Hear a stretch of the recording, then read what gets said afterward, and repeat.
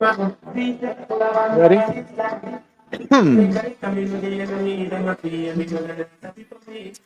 All right. Welcome to Smoker Talk. Welcome to Smoker Talk. Welcome. I think we gotta get a to Smoker Talk. A little closer. Come on, a little closer. All right. Get closer to the audience. Can they see our faces? They can see. I think they can see our faces. All right, that's good. Anyway, What are we here for? You know, a Halloween smoker, annual Halloween smoker. Yes, the Halloween brawl. The brawl for it all, in which they tried to maul. No, not punch, not maul, but punch. If I could put that in a sentence. So it's the brawl for it all, in which they punch and not maul. And the first guy fighting is named Saul. Well, hey, listen, that was a good try. You think I didn't succeed? I fall? We'll keep going with it. Somehow he'll catch the ball. Yes. Or you'll get the call. yes. Well, on the call with that word, on the call tonight is Ernie Morales. Dave Sieve, George a.k.a. Coach Dave. actually I'm Dave Sieve today. You want to be Dave? Yeah, because you know what? Today's the Halloween Smoker. Halloween Smoker. And you came as me, and I came as you. So I'm Dave Sieve. George Diaz. I'm still Ernie I'm Morales. still Morales. Okay, anyway. Hey, we tried. Yeah, we tried. Hey, we practiced last night. It didn't work out. No. That's horrible. Anyway, Yeah. you didn't pick up on that. Anyway, so we got a bunch of fights tonight. We got a fight. We got the first fight, and we got the last fight. That's how many fights we got. And some of the fighters are tired because they had to swim and they had to row. Apparently there's floods all over the place. This is the first time in history of the Smoker that we had a rain delay. A rain delay. A rain delay. A rain delay For boxing. for boxing. Yeah, it was pretty wild. People were stuck. People were stuck waiting for bridges to be constructed. This woman, Melissa, was furious. She was angry. They closed streets because of her. It took a while to get here. That's Hurricane Melissa, right? That's right. She made her way all the way over from Jamaica. Yes, I Oh my saw gosh. I saw actual sharks on Queens Boulevard on my way here. And I saw them on the Major Deegan. The Major Deegan was I was swimming to get here. It took me over like an hour and a half to get here. Right. That's how crazy it is. So there we have a slight rain delay, and that's it's kind of weird. The first time in boxing that I heard about a rain delay, but we're getting some torrential rains today. It's been raining all night, all day, and we're dealing with that right now. It's not a Hurricane Sandy, but there are pockets of sandiness in it. Yeah, and today happens to be the anniversary of Hurricane Sandy, by the way. Right. How many years ago was that? Oh my God, it's got to be like 10, 12 years, right? It's got to be a A lot. little longer than that. A little longer. 15? Longer than that? Like 15 years? About 14, 12, 13. Yeah, somewhere between 12, 14 years. Yeah, Wow. so that's so it's kind of weird that on the same day of the anniversary of Hurricane Sandy, we have some crazy rains here today, and Right. so nonetheless, we're gonna put on the fights. That's not gonna stop us. We're gonna put up a post. Right. I do got to say something. I was talking so there's a new team captain. It's Coach Hector Lopez, and he was furious. Some guy from the 114. I think the nickname is JC, or the initials are JC or something like that, but completely cowered out of the fight.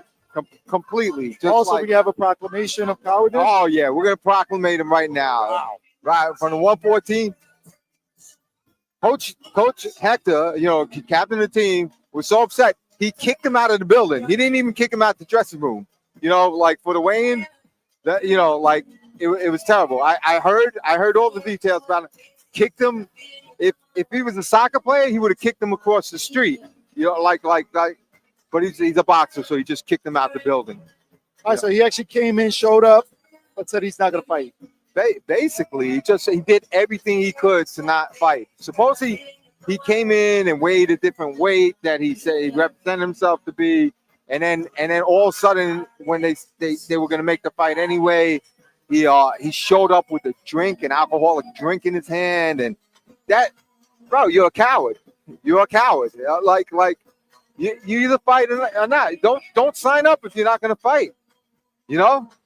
that's gonna fight. Wait, you cowered out of one fight, didn't you? Yeah, she was called Mom. That's understandable. All right, we all take that fall. We all take that fall. But yeah, that's something to say. And for all the people out there, let me tell you how that came about. That was, oh my gosh, I'm gonna say early 2000s, early to mid 2000s, from anywhere from 2000 to 2005. You know, and I'm gonna say it's definitely after 9/11. So you know, but early 2000s, a detective was picking on a cop. You know, but this cop was a rookie cop, so he belittled him. He yelled at him in front of a complainant, kicked him out of the squad and everything. But the cop wasn't an ordinary cop. His father was a lieutenant, so he knew a little bit about the job. And he was like, you know what? This is back in our day, not in today's day, but in our day. He goes, you know what? I talked to my dad about it, and he said, I'm not going to have you do that to me. You know, I want to call you out to a smoker. Now, this guy was about 150 pounds, and the detective was about like 230. You know, back in our day, it didn't matter. Smokers were smokers. You know, so he calls him out to it. So the detective is like starting to get in shape, and I'm gonna beat you up and all this stuff. You know, he said probably harsher words than I'm gonna beat you up, but that's essentially what he meant. Right. And so this cop comes to me, and I start training him. Hold on, Dave. Let's see. He's gonna what? He's gonna do what to him? And his mother too. And his mother too. All right. Okay. So we got the peeping sound. Okay. Any kind of crazy words. Right.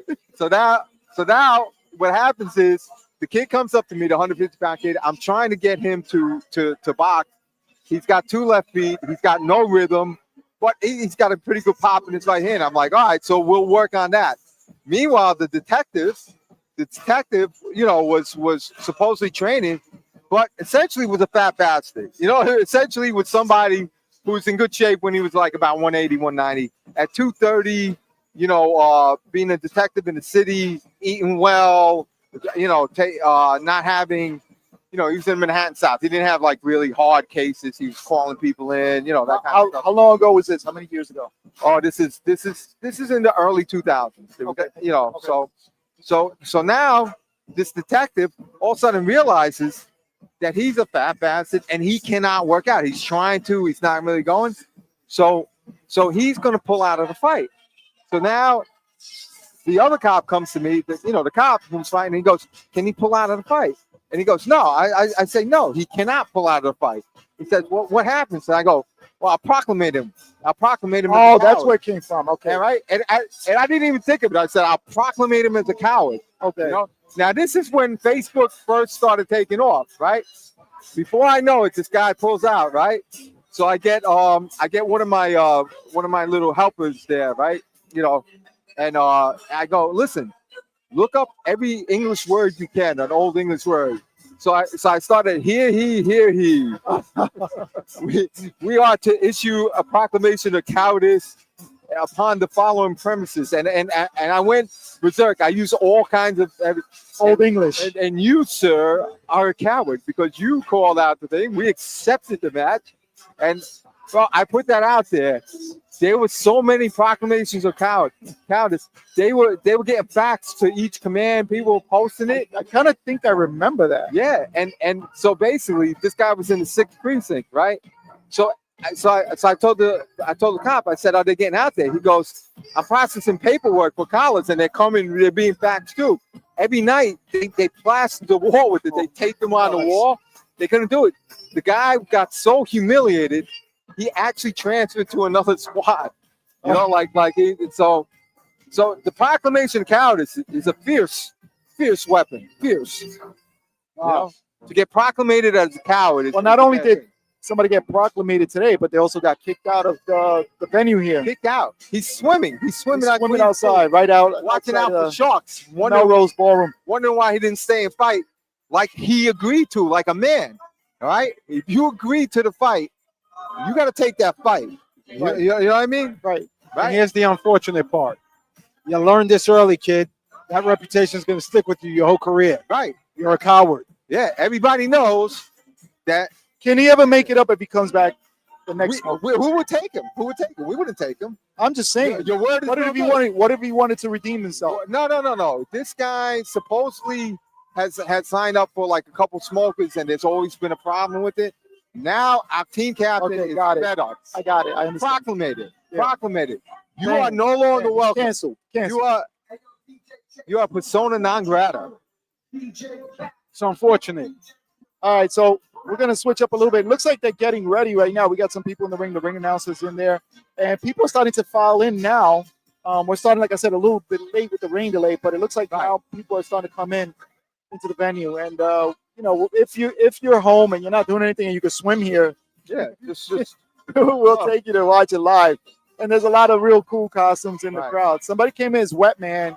I see somebody there. No, they're just wet from the weather. Right. I thought he was just. I understand on Ernie's Aquaman. I understand on Ernie's block. You know, what's that, like East 12th Street or something like that back in the day, like Avenue C or something like that. There's a bunch of people who used to steal like little canoes and stuff like that. You know, and they just held them away for years. For years, they came out and they paraded. They canoed on. Yeah, on the Lower East Side. On the Lower East Side, we might not see something again because they could go off into the river over there, you know. But these are Ernie's cousins, you know, and Ernie, you should be proud. Your cousins got to finally use those boats that they stole all those years ago. Oh my goodness! Yeah, you know what I mean? They made it to the country. That's it. We salute them. All right, so I'm trying to get the official time of what time we're going to actually start the bouts. All right, not yet. Okay. All right, so we're still. You saw those hand signals? George, show the do those hand signals again. What was the question mark? All right, time. Is it time to go? Not a question mark. That's right now. Let me see. I'm gonna imitate you for Halloween. We're tap dancing right now. Like right here, right? This means, are we ready to fight? We're really tap dancing right now. This means, is the singer ready? All right, so let me switch the cameras and let's take on some of the comments in the comment section. Talk to me. All right, let's see what we got here. A couple shout outs for some people that are tuning in. If you're tuning in and you want to, us to give us a shout out, give you guys a shout out, we're here for it. So, Dave, if you want to shout out a couple people there on the live stream. Oh, I have to put on my reading glasses. Oh, yeah. You know, I mean, not for nothing, but I don't know if people noticed, but I went through a couple of hard procedures this year, and one of them was the eye procedure, so I need to put on my glasses. And apparently, Smoker Talk is saying that they're waiting for the boxes and will start shortly. So shout out to Smoker Talk for letting us know. Yeah, I think we have to. And Xander Zit says, "What time does it start?" When the first bout goes, it will go. So we were hoping at 7:30, but apparently, you know, it's going to be a little bit later. We're hoping at 8 o'clock. We're waiting for the national anthem. Once they go with the national anthem, we know we're ready to go. All right, shout out to Ring Talk TV on IG. Ring Talk. And he's got the little pumpkin there. So, yep, happy Halloween. Thank you very much, everybody that celebrates Halloween. Happy Halloween to y'all. Pumpkin. And we got K Veggies. Shout out to Granderson. Is Granderson one of the fighters tonight? I'm assuming. Oh, that's right. I sent the fight card to you guys. Yeah, I got the fight card here. Can you post that on IG? Hold on, Dave. I'm gonna give you the updated version of the fight card. Give me 1 second. I'm gonna send this to you right now. Right, and this is gonna be a show. If you come out to this show, you know. Oh, let me talk about Jesse Peterford, by the way. So Jesse Peterford took this fight. So who's Jesse Peterford? Jesse Peterford is a sergeant on the police boxing team, and so our who's the ex NYPD cop that killed himself just like a couple days ago. Oh my gosh, I don't know. yesterday. So we're talking about that right now. We want to shout out to. In any event, Jesse Peterford is not a super heavyweight. I see he's Right. listed as fighting as As a heavyweight.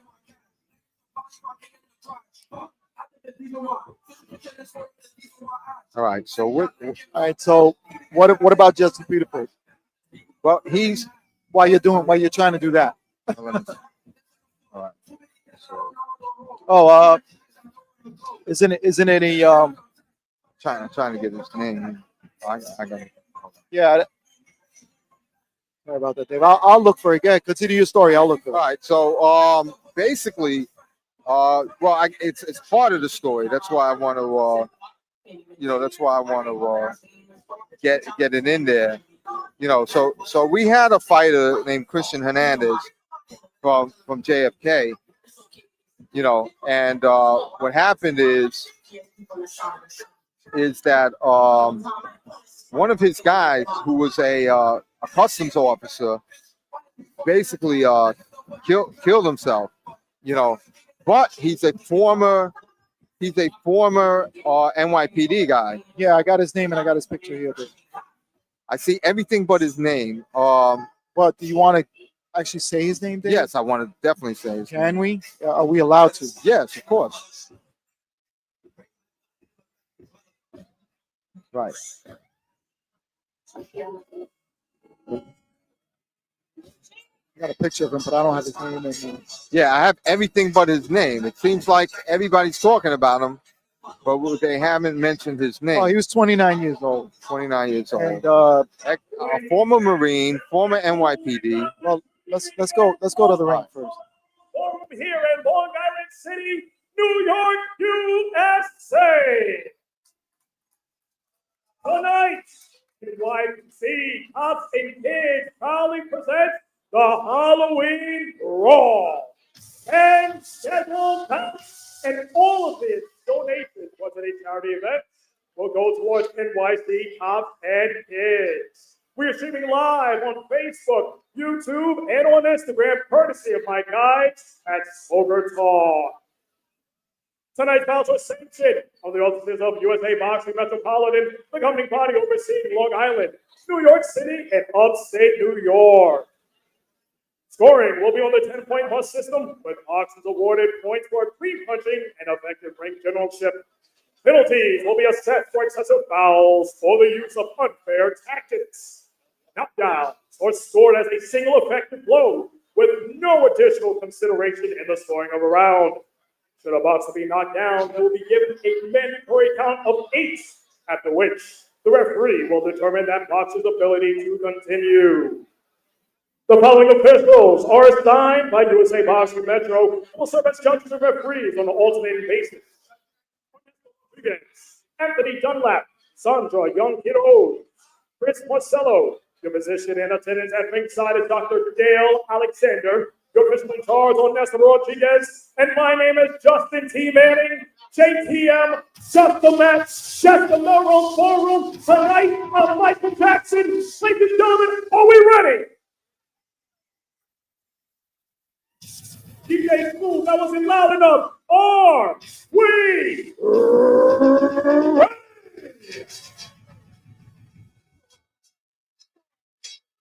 Ladies and gentlemen, we begin this presentation of Halloween Brawl live from the Melrose Ballroom, Long Island City, by announcing the winner of our first bout, fighting out of the blue corner, representing NYC Cops and Kids, Austin Castillo. His opponent could not make it here tonight.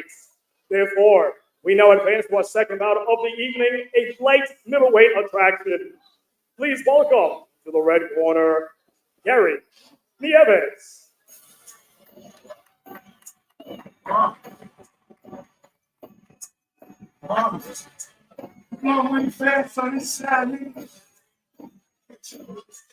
That's where every classy at. We have a walkover, and the opponent who stayed here and was ready to fight, he's being awarded his trophy, rightfully so.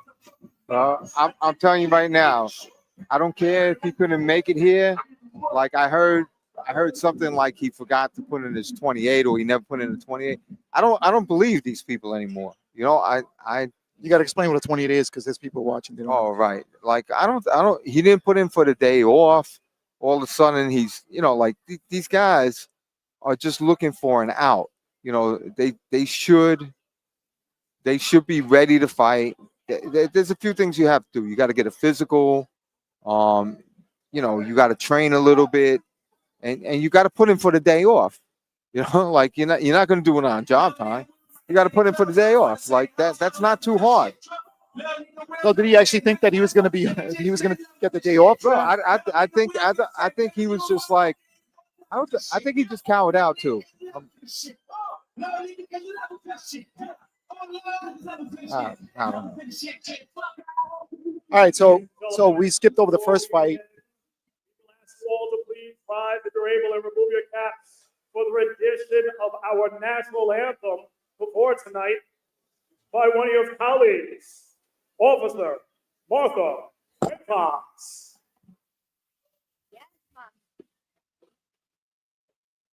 Oh, say, can you see by the dawn's early light was so proudly we hailed at the twilight's last gleaming, whose broad stripes and bright stars through the perilous fight o'er the ramparts we watched was so gallantly streaming, and the rockets red, the bombs bursting in air, gave proof through the night that our flag was still there. Oh, say does that star-spangled banner yet wave o'er the land and the free, and the home of the brave. Nice rendition. Nice, you can sing. I work for my co-captain, detective. Also, what are we doing here tonight? Let's welcome the crowd. How you doing, everybody? Detective Lopez, aka the Plug, NYPD boxing captain. Before we get started, tonight's show, you know, we had to do a little scrambling. Don't know if all of y'all heard. Yesterday we had a brother who used to be NYPD, switched over to Customs. Unfortunately, committed suicide yesterday. So before I even go further, I want to do a moment of silence for him. His name was Calvin Rosario. He leaves back a family, obviously, and you know it's a big loss to a lot of people. So I'm gonna do a moment of silence first.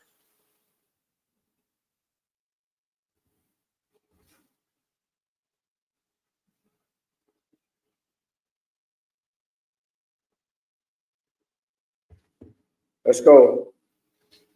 Second on. We got a 50-50 raffle going around. I'm not trying to depress everybody, I promise. We had an MOS, worked in a 113, fought for us a couple times. He has a 12-year-old son, just diagnosed with cancer. So if you can find it in your heart, buy a raffle. It's a 50-50 raffle. Obviously, we're gonna give the proceeds from that to him and his family. Other than that, the raffles are $10. Thanks for reminding me. Other than that, we're gonna get the show started. Have a good time. Make sure you buy drinks, and let's have fun. All right. Carol Ballroom, DJ Smooth. Let's break to the stage. Red corner, Gary Neves. All right, so that's going to be the second bout of the evening. Gary Neves enters the ring. Gary Neves is from Team Real. He's the light middleweight. By walking to the blue corner, please welcome Austin Walsh. And Austin Walsh is from Customs. Again, this is the lightweight. So this is pretty good. Austin Walsh is a punching machine. So let me go with the thing. So Christian Hernandez, who's supposed to fight today, is a Spanish-speaking custom officer. Right. And yeah, they're gonna know. And basically they want him to be around for the fights. I'm sorry, not for the fights, but for the family of Calvin Rosario. So that's why he couldn't make it. So his fight is out. Gotcha. Yeah, that's right. That's why he's not here. He's out there for Calvin Rosario, which committed suicide as we yesterday. Yeah, so very somber young man. I think he was 39 years old, if I'm not mistaken. 29. 29. Way too young to die. Yeah, absolutely. All right, so the first bout is going to be 2 minutes. 2-minute rounds, 3 rounds. And Justin is looking good in his Michael Jackson outfit. Absolutely. Yeah, Gary Neves with the red gloves. And Austin Walsh from Customs with the blue. Neves and Walsh. And Neves is from Staten Island. He's fought for us a few times. Here we go, round 1. And Walsh comes right out. Like you said, a buzzsaw, throwing punches. Yeah. He's a punch throwing guy.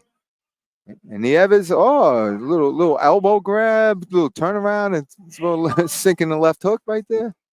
Not bad. You know, Neves is keeping the high guard, which is great. Sneaking in the right hand. Right. Left hook. So we have a precision guy in Gary Neves with the red gloves on. And a volume guy, a buzzsaw, right, in Austin. And you know what? For Halloween, they're both dressed as each other. Right. They're both in black and white. Yeah. I'm gonna go by Neves has the tattoos and red gloves. Are they both wearing Gleason shirts? They are. No, they aren't. Okay. Austin's wearing the Gleason shirt. Austin. Okay. Austin is the buzzsaw, Gleason shirt, no tattoos, blue gloves. And as you see, he's doing a bit of a Mike Tyson impersonation. He'll probably get 0 claps for that, but it was a try. It's an attempt. I thought they were Gleason shirts too. I was like, okay, Gleason has a closeout on his shirts. Hey, listen, Austin rang up Neves and let him know that right hand was coming. Yeah. He's just throwing. See, and right now this happens because it's a fight. You tend to come close together, but when you're not that skilled of a fighter, you come forward without punching. And that was a left hook that stumbleth Austin. You know, Neves was looking for an 8 count there. Yeah. He was telling the ref, I stumbled him. You keep fighting. You don't look for a way out. Hey, great first round. It was close. I don't know. It's all about styles. Do you like the guy who kept coming forward? Do you like that? And in amateurs, Ernie, isn't that a problem? Like the guy who comes forward and throws a lot of punches, whether he lands them or not, gets credit for it. Yes. And he did land some, though. That's right. But it looked like he initiated the fight. He was going. And it looked like Neves, although skilled and was popping them, was trying to avoid it.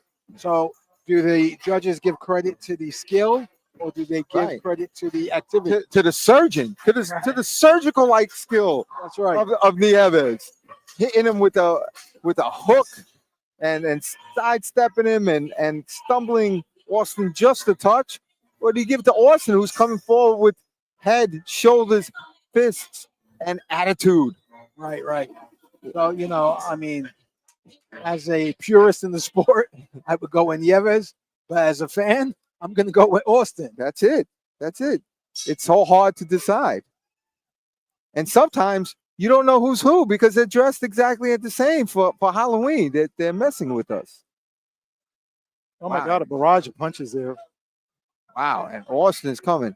Barrages, headbutt. I saw an elbow and a good couple of punches though. Now Neves is gotta find his space. If he wants to land something worthwhile, he has to get his space. No, he's pop shotting. He's setting them up, but he's not. He has to do it in combinations. He can't do it one shot at a time. Austin is too busy. And Austin just snuck in a right hand between Neves' two high guard. You know, it was a high guard, but it wasn't a close high guard. It was an open high guard. So, Neves' mistake is that he lands 2 or 3 punches and then he stands there. He doesn't move out the way. And Austin comes right back. And Austin's going to get warned for bringing his head down too low. Right. And Neves says he's got hit in the privates. Neves is looking for a way out already. Yeah, but that's, I don't think he got hit with any. Austin's leading with his head. I don't see him throwing any low punches. Look at Austin. Austin is hauling off some right hands here. He's just outworking Neves this round. Wow. This round is definitely clear. Wow. Oh, big Wow. right hand. Big right hand. And then the hug. It's not the Valentine's Day smoker. It's the Halloween brawl. This hugging stuff is not apropos. Look at Neves with a good right hand and the sidestep, and then a good footwork. But now he's got to land punches. Look at that. He's going to get warned. He went in with his shoulder. And that's Neves going in with the shoulder that got warned. Not Austin, who's been going in with his shoulder, head, elbow, and not his hips, but punches. Hey, Okay. big round for Good. Austin. Big round for Austin. I'll tell you, All right. So- Neves looks a little winded. He's just pop shotting with one shot. Yes. So all right, so let's do a quick coach's corner. Ernie, let's do a quick coach's corner.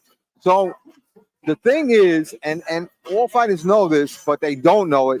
Some people think they can fight backing up, right? But you gotta establish yourself going back with some stinging punches. If I'm going back and I'm throwing punches, and you're going forward and throwing punches, who wins that? The man going forward. The man going forward. Unless you really are skilled and know how to stop your momentum or put these little pinpoints where you're putting it, you're not going to win a fight. And even if you're that good, you're still not going to win. The guy's coming forward, you're going back. You're both throwing punches. The guy going forward may win, right? Unless you have a skilled boxer who can step to the side. If he can step to the side and throw in combinations, like I said, Neves is throwing one punch at a time. right. Getting back to the last and final round, round 3. That was a nice move by Neves, but nothing behind it. Oh, there goes a right hand. Right. But only one right hand. Right. Now, here it is. That was a good try by Neves. See, now he's starting to stop his momentum when he goes back and shooting something. But Austin Walsh is a typhoon. He's a typhoon. What kind of foon is he? A tie. Yeah. I heard about those ties with their foons. So here's the thing, he's not being hit with anything meaningful by Neves to give Neves respect, right? So Right. He'll just keep coming He'll keep coming forward. Right. And in that case, you know what the judges are going to do in an amateur fight. They're going to give credit for the guy coming forward. And this is the reason. It's not all the time, but in this case, Walsh is putting some mustard behind his punches. Neves is throwing good punches, but he's not getting his body weight behind him because he's moving backwards. Walsh is showing some good head movement too.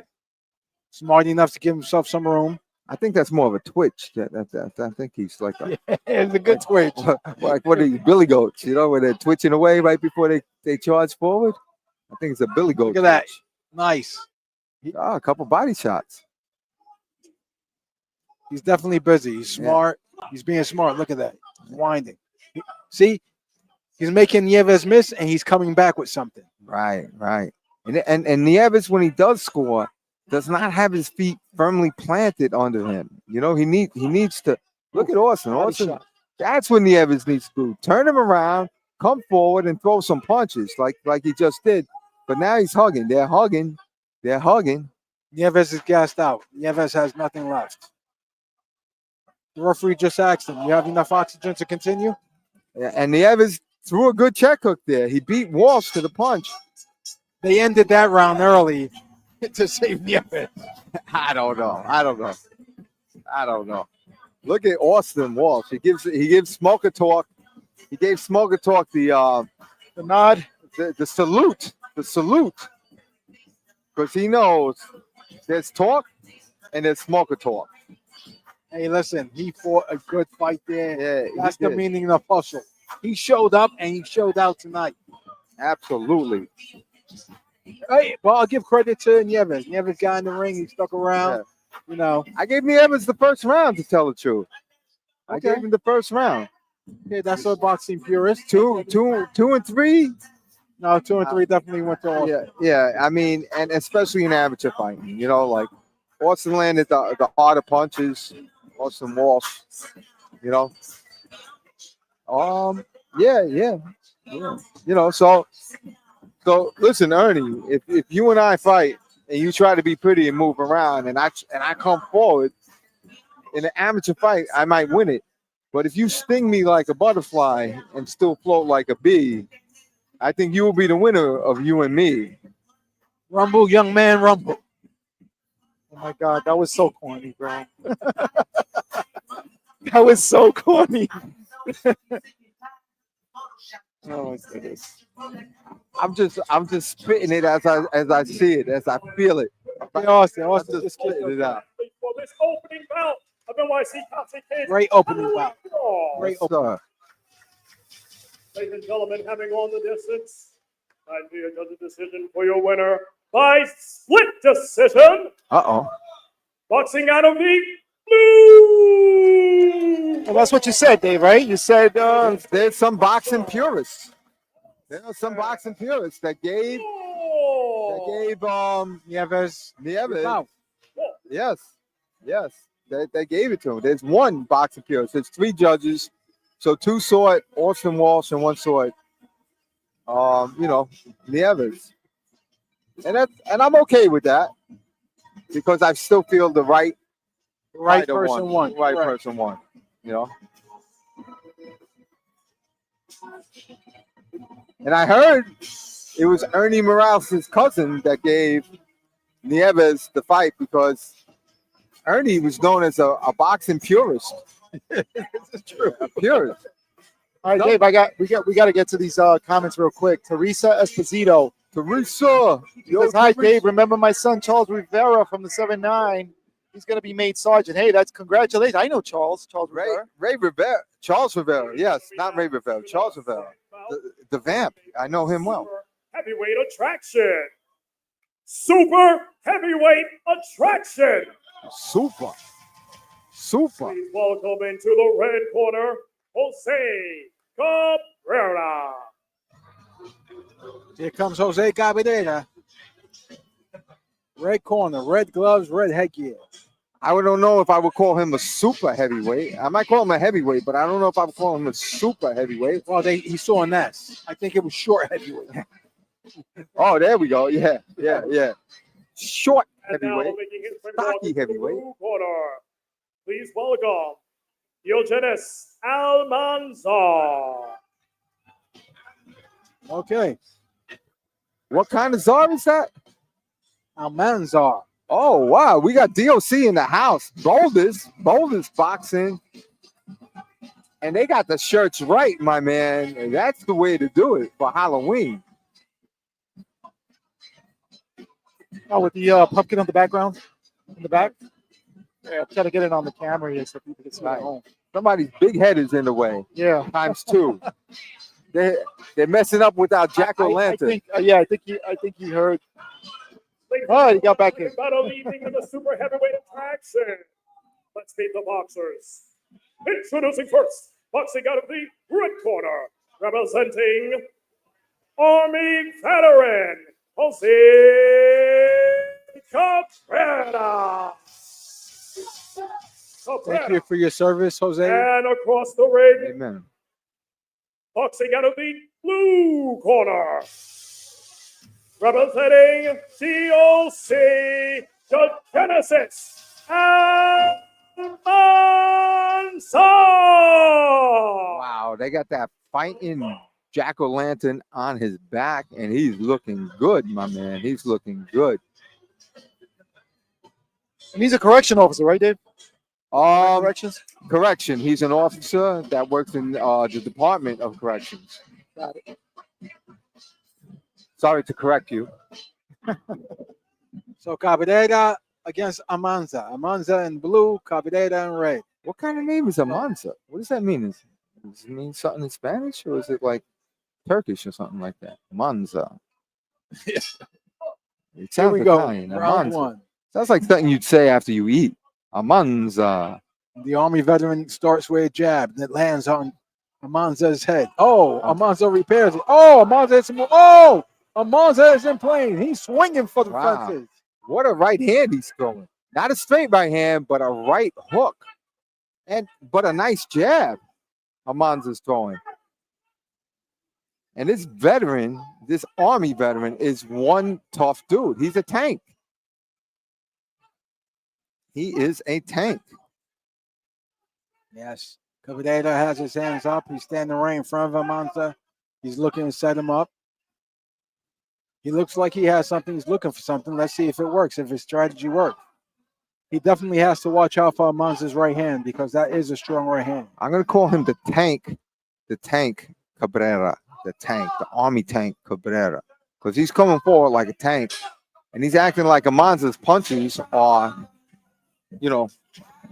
They're duds. they're duds. Yeah, Here's the problem. Amanza threw the duds and the tank didn't throw anything. yeah, that's true. The tank scored with a couple jabs, so a couple jabs, couple punches in there, But the tank might let off the bomb. What do tanks shoot anyway? What do they shoot? They shoot bombs. You're right. They shoot They shoot big- bombs or big bullets. missiles? no, they're not missiles. No, what do they shoot? They're projectiles. Projectiles. Projectiles. Yes, they're projectiles. You know what? I've watched TV for a while and movies, and I don't know what tanks shoot. They shoot projectiles. They don't shoot grenades. They don't shoot missiles. Projectiles. Yes, I got hit by a tank blank. I got hit by a tank projectile. that's right. It was a big bullet. Big bullets. Big bullets. No, I'm gonna have to Google this. I'm just, I'm gonna ask Google or AI, what do tanks shoot?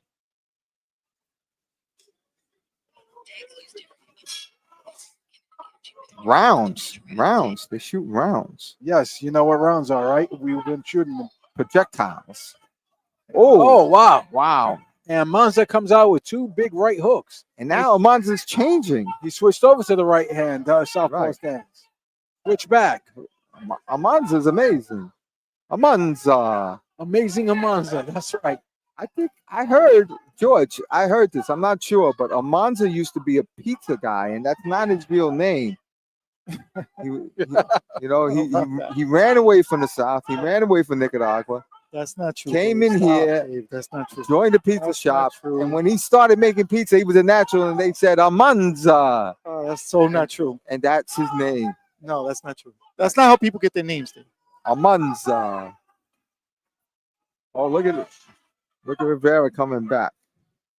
Yeah, Cabera had an interesting round. He made it close here. Once again, it's what you like. This was a much closer round. Did that round end early? Well, it's Like Rodriguez. end early, right? No, these rounds are 1.30 at 90. Oh, 130? Oh, okay. And it's Cabrera, not Rivera. It's Cabrera. I said Cabera. The other one was Rivera. Yeah, Jose Cabrera. And Wasn't that like a baseball player? Jose Cabrera? you know what? Probably. Well, the Spanish are the best baseball players around right now. So if there's not I think there's like 40 Jose Cabreras playing in the major leagues right now. And they're all good. And they're the best. All right. So who do you like? Who do you like, Ernie? Hey, you know, so far I think it's a close round. It could possibly be 1-1. I definitely like what Cabera is bringing to the bout, and I will have him on my personal card. I have Cabera up. Same here. 1-1. All right, I have Amanza. I have the pizza man. I have the boldest pizza man Oh my God, Dave. ever. The guy eats pizzas. I don't know if he makes them. Well, he ate a couple of jabs from Cabera right now. And Cabera is really trying to come out. And Amanza answers with the right hand. Oh, sweeping right hand there by Amanza. Amanza's sweeping right. Oh, nice 1-2. But Cabera is going nowhere. He's standing right in front of him. Like a what? Like a tank. The tank, Cabera. Yes. Oh, he pounded out his chest. He just cocked the weapon and he said, "Let's go." Right. He said, "Bring it. Bring it, pizza boy. Bring it." Oh boy. Oh boy. Oh boy. And there he goes. He's chasing a monster down. Cabera With his hands down. With his hands down. They stand here and fight. Don't box me. Let's see Amanza answer this. Wow. They are. I think Amanza's running out of gas now. Well, Cabera got 10 seconds to put it on him. Let's finish this strong. Well, I think he's taking this round, Ernie. He is. He down. Wow, Cabera definitely took round 3. Wow, what a competitive I bout. don't know. I think Doughboy had rounds 1 and 2. Yeah. Amanza. Doughboy with the Not sauce. Doughboy, Dave. Amanza. Dave is not Doughboy. Amanza. Amanza looked good. What do you call them, Doughboy? What do you call them, Doughboy? That name's gonna stick. Let him go back to corrections. Let him go back into the jails, and let him call him what he is. The Doughboy, the pizza man from Nicaragua, I believe. That's horrible. That's just terrible. That's my man right there. Hey, Amanza showed up. Cabera put his punches together in the second and third round. It's going to come down to what the judges like. It was a close bout, and I think it could go either way. I'm going to find out what pizza shop his benefactors own, and I'm going to go there and ask for a couple of free pizzas. That's what I'm going to do. That's my goal. That's my goal in the next week, to get to that pizza shop. You better get there soon. They got their pumpkin special out today. Oh, yeah, the pumpkin pizzas. Those are the best. Those are the best. Referees calling to center the ring for the official decision. He's too busy taking selfies right now with his coach. Ladies and gentlemen, having gone the distance, we now head to the judges' cards for your winner by unanimous decision. Boxing out of the blue corner, representing the GOC, Eugenics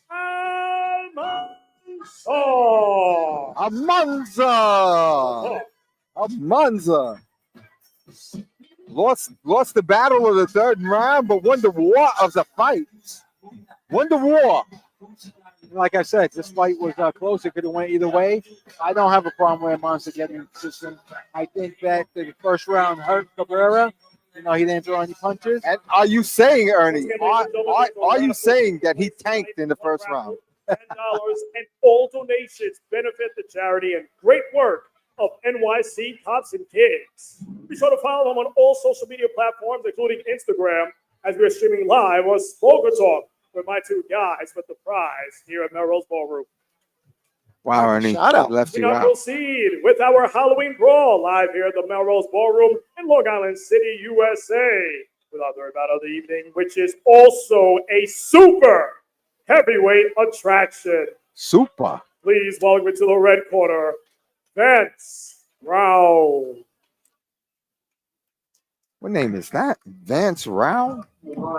Vance Brown. Vance Brown. Is that Downtown Brown? Oh, look at his coach. Ooh, know him? That's Mike Vargas. Vargas. And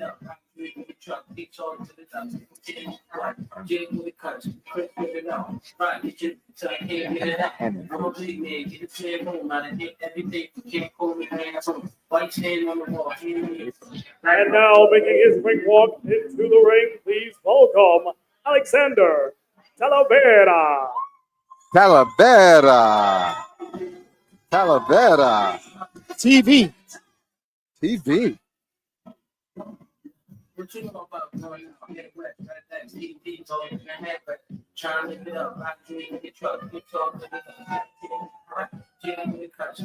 Got big guys, Dave. They're super heavy. They're super heavy. Which means what? In amateur boxing, Ernie, what does that mean? Super heavy. What does it mean? You're over 201 pounds. No, 203 isn't it? 203 because they changed it. 203. Wow. You're 2 I pounds guess, off. I guess those 2 pounds. Yeah, exactly. If you come in That's what makes you 202, super. if you come in 202, you are not. It's Halloween Brawl. It is a super heavyweight affair. Introducing first, boxing out of the red corner, representing Mechanic, Vance Brown. Vance Brown. Vance Brown. Downtown Brown. And across the ring, boxing out of the blue corner, representing National Grid Local 101. National Grid. Alexander Talaba. Cabera. Alexander Nat Grid. Cabera. Nat Grid getting back into the smokers. We haven't seen Nat Grid for a while. I believe we passed gas. We forgot Nat Grid. We passed gas. What do you mean we passed gas? For the last few months, they haven't been involved. So we passed gas and we went on without them. Oh my gosh. Okay, National Grid happens to supply gas and electric. Ernie Morales sitting next to me is supplying some gas himself. And I'm trying to answer him, but I don't want to make a mistake. Oh, gosh. All right. Talaba with the good jab. Vance Brown is in white and black, black and white. Wow, great balance. He has great balance. He just got tagged 3 times. Wow. Talaba isn't playing. Wow, Let's and see. Vance Brown is coming back. He's a strong guy. You know what he is, right? Super. Super heavyweight, yeah. Super. Oh. He's used to getting hit by big guys. I'll tell you what, Talaba has a nice, quick little punch with his jab and his right. The jab, yep. He's got a nice good little right hand. quick release. Oh, nice and he body shot shots. body shots. Went down to the body, set up Brown. Talaba went downtown on Brown. nice. And Uppercut. Brown is coming back. Right off the ropes, Dave, to the body and uppercuts. Whoa. Great Brown. Wow. What an action-packed round. And he's a Wow. super heavyweight. Do you see Vance Brown bounce back? I don't think he took the round, but he came close. He landed about 15 shots in about 14 seconds. And right off the ropes. That's right. And I'm with you, right? He may have lost that round, but because of how impressive he ended it, he may have just stolen it. He might have stole the Very round. possible. Very possible. Brown might stole the round. He's not clowning around. No. What is it with you And guys? What is it with the and rhymes? Because it's Halloween. That's why. Oh, okay. That's why. Okay, you get a pass. And guess what? Who authorized this? Speaking of pass, if Brown stole the round, then he passed gas. Because Talaba was with the gas company. Oh my gosh. Did he pass gas, or did the National Grid take that round? We're going to find I out. have to talk to the producers of this. Listen, does Talaba have lightning in his hands now as we start round 2? And Talaba has got a quick. There it is again. Talaba is so sneaky with his punches. Short little quick punches. Hey, but look, Brown standing right in front of him, putting his punches together. And Talaba has a nice little slip to it, too. He That's right. slips He's some slick. punches. He's slick. He knows how to box. He moves. And it just shows you that gas is good for you. There goes Brown going to the body. Oh, Talaba just stuck in 2 right hands. Oh, Another right hand. He's Three sneaky right with his hands. punches. Very sneaky. And Brown is throwing some good shots back. Brown does not mess around. He throws some hard shots. But Talaba is sneaky. Let's see if he can sneak some in right now. He's got him on the ropes where he wants him, Talaba does. I don't know. He's conked out a little bit. He might be. Hope he's not out of gas. No, he's still punching. Oh, he just wound up and missed. But he came right back. Wow, these are 2 competitive bouts. Wow. Competitive athletes there. Wow. I think I give Brown that round. I think I give Brown that round. I got Brown up 2-0. You got two. I don't know. I got Talaba 1-1 with Brown. Okay. Now, this can would see be a that. crisis if National Grid, the gas company fighter, ran out of gas. That would be, but because they supply electricity, they go off the grid. No. Con Ed is the electricity guy. Okay. It's Con Ed. They don't have any solar panels there in the grid. I think they need an electric car right now because they might be out of gas. They need something. Hey, listen, this is a very competitive, action-packed, fun bout. It's a fun fight to watch. This is a true smoker fight. And the crowd, there's a lot of electricity in the air here. Yes. That's true. Join in, George. Yeah, with the corny Third and final round. That's it. We need more corny dad jokes, as many as we could get. Right. And again, look at Talaba. Brown is throwing stuff, but I was going to say it was getting picked off, but now Brown is starting to land. And Talaba is throwing some harder, quicker shots. All right, no A count. thing about Brown is that it's all wide shots, which Right. catches Talavera there with the right hand. And Brown's a mechanic. Maybe that's the way he handles his tools, the way he's punching. Yeah, they're all wide shots. Yeah. That gives Hey. the opportunity to Tavares get in there and get in the center and punch him right in the jaw. Oh, Talavera lands it right, but Brown eats it up like like popcorn. Brown's a mechanic. He uses the ratchet sets. They go left and right, just like his left and right. Left, right. Oh, Left, right. Brown is scoring hard. Right. Oh, it's over. Wow. Oh, it's over. I think he was about to call an He- A count. he but was. He heard Wow. the bell. Wow. Brown ended the round big time. Yeah. If you had any doubt as to who won this fight, it was just decided in the third and final round. And think Brown so. is gassed out. If you look at him in the corner, he threw everything he had in that round, and he may have won this round. He may have won the fight. Pardon. No, he definitely won the round, but I think that put him over. I tell you what, Talavera could not keep Brown down. Could not. Wow. It was an exciting match, man. No, a very exciting match. That was a smoker fight. That's what smokers are about, right? We're talking about fighting, Ernie. We're not talking about boxing per se. We are talking about fighting. That's right. That's right. They All came, right. they showed up, they gave up everything, their whole heart. They left it out there. Not Yeah. fighting for fighting. Fighting. Fighting. Let me tell you something. You show up with your two Teslas and you're fighting to charge your car because you want to get home. You might have to fight for that last. I don't even know what they call it. A charging station? It's not a pump. Ladies and gentlemen, having on the distance, we now head to your judges' scorecards for your winner by unanimous decision. Boxing out of the red corner. Ah. And there it was. The right man won. It's Brown. Wow.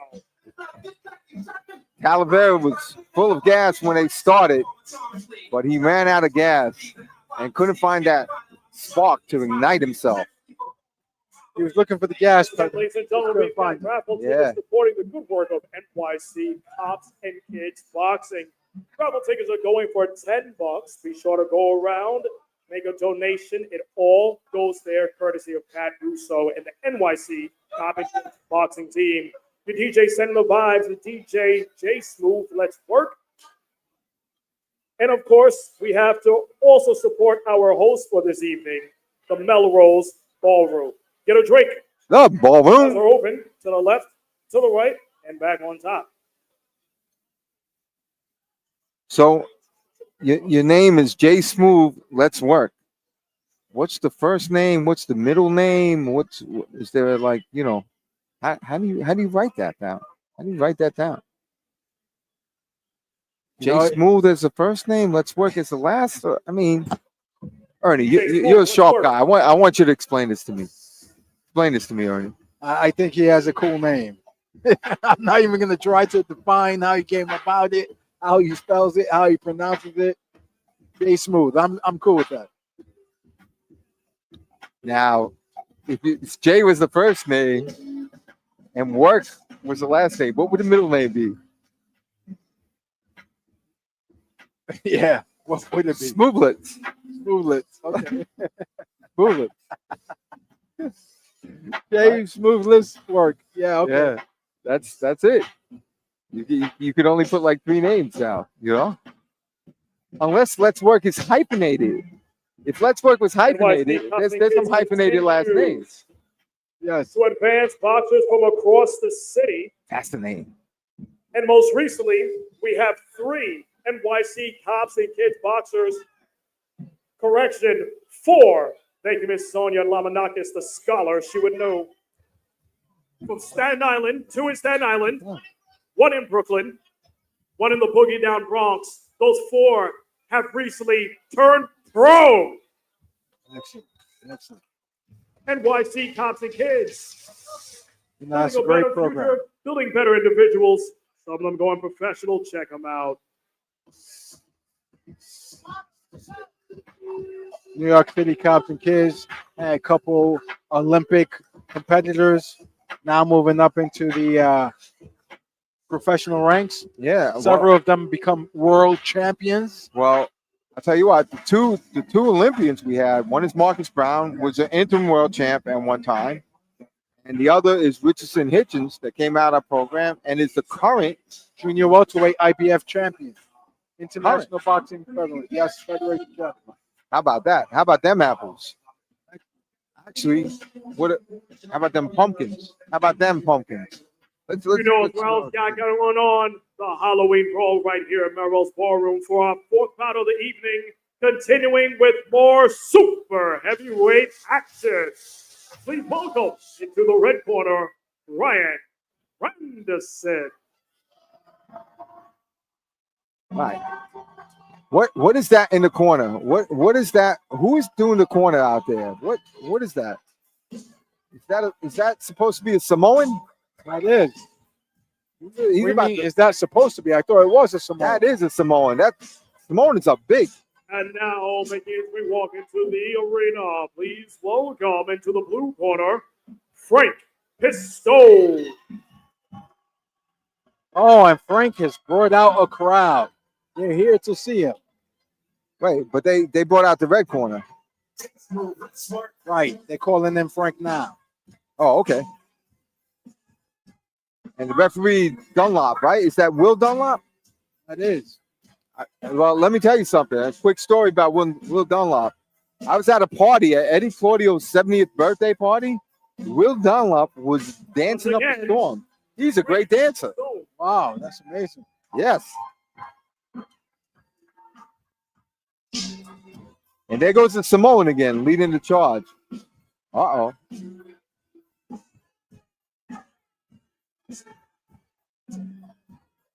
Hey, how did Frank get in there with that big beard? That's a huge beard, Dave. I thought that was against, every kind of rule. Well, they've changed it now. They changed it, and this is USA Boxing, so if he's in there with the beard is allowed. Okay. And to be worn proudly. Ladies and gentlemen, once again, this 4th bout of Halloween Brawl live at the Melrose Ballroom is a super heavyweight attraction. Let's meet the boxers. Introducing first, boxing out of the red corner, representing NYPD 73rd Precinct, Ryan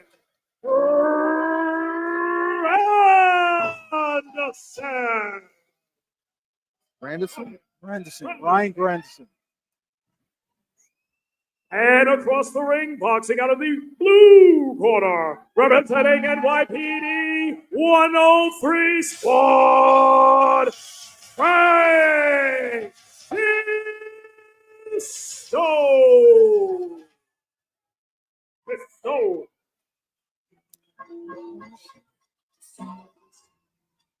Piston. Not pistol. Not pistol, George, but Piston. Granderson against Piston. All right. And they're both wearing black and white. Thank goodness. Super heavyweights. Thank goodness. It's just another hard thing to tell them apart. Granderson is in red. Piston is in blue. All Blue right. headgear, blue gloves. So will it be Granderson or Piston? Granderson. It says Granderson on the fight card. Well, which one will it be, though, George? Which one will it be? Wow, Oh, Granderson is grandstanding. yes. Rock 'em, with some punches. sock 'em, robot. And Piston is coming right back. Piston will not go quietly into the night. And we have a southpaw against a right-handed fighter here. Not that it matters with these two. And I got to tell you, they look like two jack-o'-lanterns without the bodies. They look like just the pumpkins.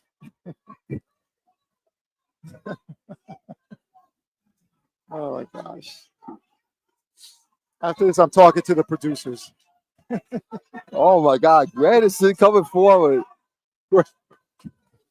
Granderson, they're both busy, right? But once Oh. again, oh, Coming back Piston just Piston ended coming this back. round big. with 3 big right hands. And Granderson still coming back. Wow, that was close. That could go either way. Man, that was two pumpkins crashed into each other. It's like two buffaloes in the ring, man. They were Big pushing dudes, each other back. Yes, they were, going back and forth. They look like 2 pumpkins in a dough mixer. Listen, we had one good round, and that's it. It's over.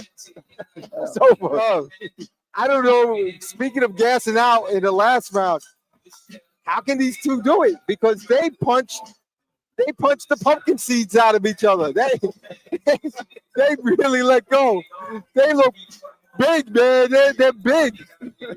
There was some pumpkin carving going on in that first round. They said, make your eye hole a little bit bigger. Take this, take that, take another bite. My God. They're making squash out of each other, too. Big guy. Oh, my goodness. Look, Granderson, he took everything and stand up, and Piston, he's slow. Here we go, round 2. And they go right back where they took off. Oh, where they left off. Oh, my gosh. They are coming back. It is a right-hand fest. Why throw a left when you could throw 1,000 rights? Or you can hold them with your left and hit them with your right. Absolutely. Why be wrong when you can throw rights? Wow, this is a great match. Man. If pumpkins ever came to life, and beat you up, Hey, this is a fight. Throw punches. my goodness. Whoa, uppercut. big uppercut. Oh, right hand by Two. Piston. Oh, but here comes Granderson. It just starts him up. Oh, uppercut. You cannot hurt this Granderson guy. He's the pumpkin that won't quit. There he goes. He keeps hitting back and forth. Oh, going downstairs. And the crisper shots are being thrown by Piston. Now, how do you judge that round? How do you judge that round? How do you judge this fight? This is a tight fight. Piston is landing clear shots, but Granderson keeps coming back. You know what he's like? He's like the nightmare before Christmas. That doesn't stop. He's I don't know. I'll tell you what. Whatever you do, when this fight is over, just take them both and make some pie out of them because they're done. They're done. They are done. Oh my gosh. Listen, throw Piston a bone, man. The guy's trying. Oh, Piston's looking good. Hey, Piston- they're both looking good. Piston threw some nice shots, and Granderson took him and still kept coming forward. I cannot believe it's like a nightmare. It's like a ghost. It's like you shoot shots at him from your Piston. You know what I'm saying? And he's still coming. It's a nightmare. How do you handle that? Third and final round. Look, again, Piston lands a couple of good right hands. And they're sharp punches. And Granderson just keeps coming back like the nightmare that he is. Wow, look at this action packed. Looking at the referee for a break. They're taking the breather. And here comes Granderson. He comes right back with a nice jab. Oh, 4, 5. Oh, but Piston lands the back right hand. Left hook. Man, it's a rock'em sock'em robot show here. Look at Piston like just loading up with the right hand, but hitting. And then Granderson just coming back, hitting and throwing the right hand. A jab to throw things into chaos. Hey, here's one thing I can guarantee. They're going to be sore in the morning. That's right. That's right. Oh, Granderson finishing big. And Piston There turned you his go. head. There you It's go. going to be an 8 count. It's going to be an 8 count. Piston turned his head. Granderson has shot his load. He can't make it across the ring. It's over. All right. It's over. Big thing. He's got to spit out those pumpkin seeds and just throw one more right hand Piston. Whoa, and there's the bell. That's the bell. There's the bell. Wow, these men showed great heart. It was a nice, entertaining fight. And they will show up in each other's dreams. Yes, they will. As nightmares to each other. Wow. There's going to be an intermission, and it's going to be about 20 or 30 minutes after this fight. There will be an intermission. Piston looks like a Viking with that beard, man. Look at him. Piston was doing good. And Ernie, can you explain the concept of not having a beard and what it means in boxing to have a good beard? Like Hey, yes, right. So if you don't have a beard, basically you have a glass jaw. That means I touch you and you just go down, right? Right. But when you have a great beard in the game of boxing, listen, you hold some punches. Right. You take punches and keep moving forward. And so much to the point that they disallowed beards because they thought they added cushion, right? Right. And now they're allowed them beards. And speaking of Viking, George, you were right. Yeah, he's got the Viking helmet on. He looks like a Viking. And I didn't even know he had a helmet. Yeah, I gotta tell you, you fought like a Viking tonight. I did not know that pumpkins could be Vikings. I thought you had to be a jack-o'-lantern.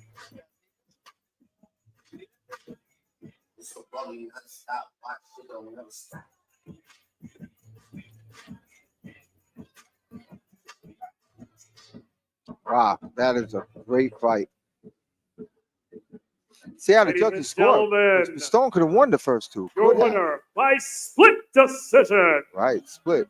Boxing out of the red corner, representing NYPD. Wow, and Granderson pulled it out. He pulled it out. Granderson. Ryan Granderson.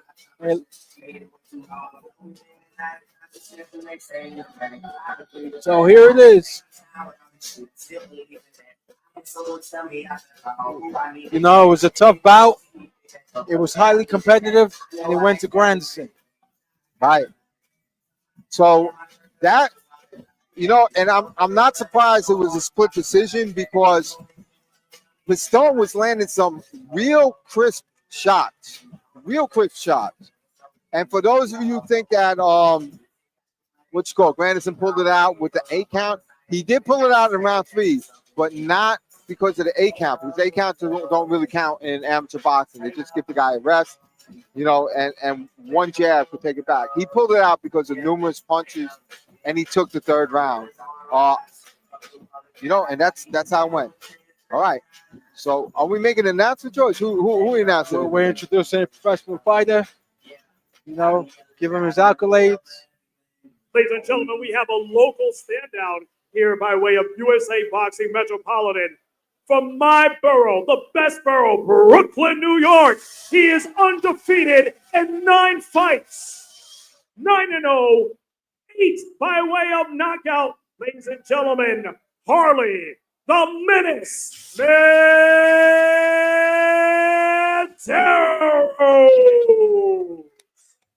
Harley Monteros.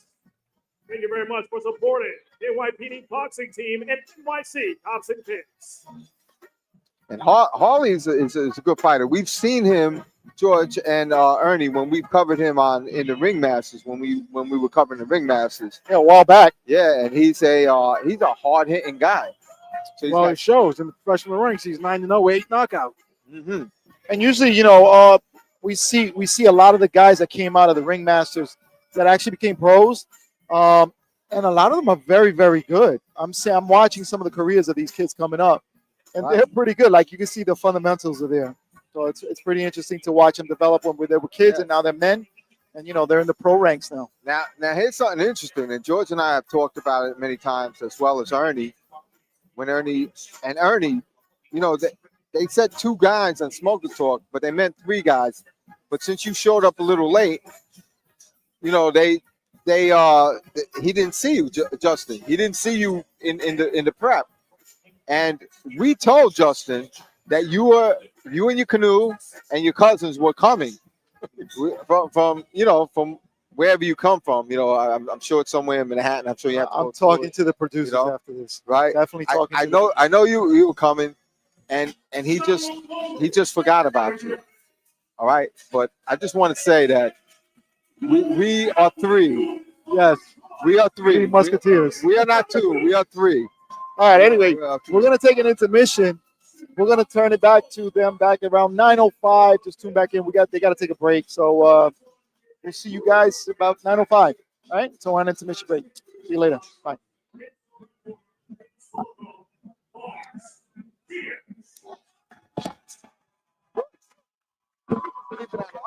Let that do the fight. You don't have to do that unless you're practicing.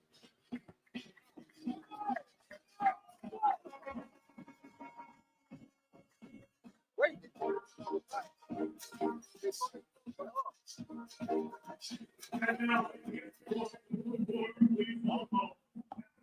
Okay, that I guess that all right.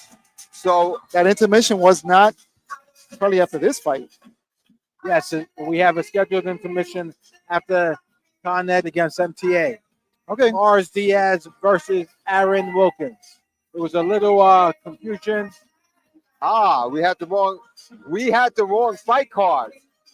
There were so many changes, and a proclamation of cowardice to be issued to the 114 JC, and so there's action still going on, but there will be an intermission, but we're going to have action first. Action for this presentation of NYD Boxing Team's Halloween Brawl, with proceeds benefiting the NYC Cops and Kids program.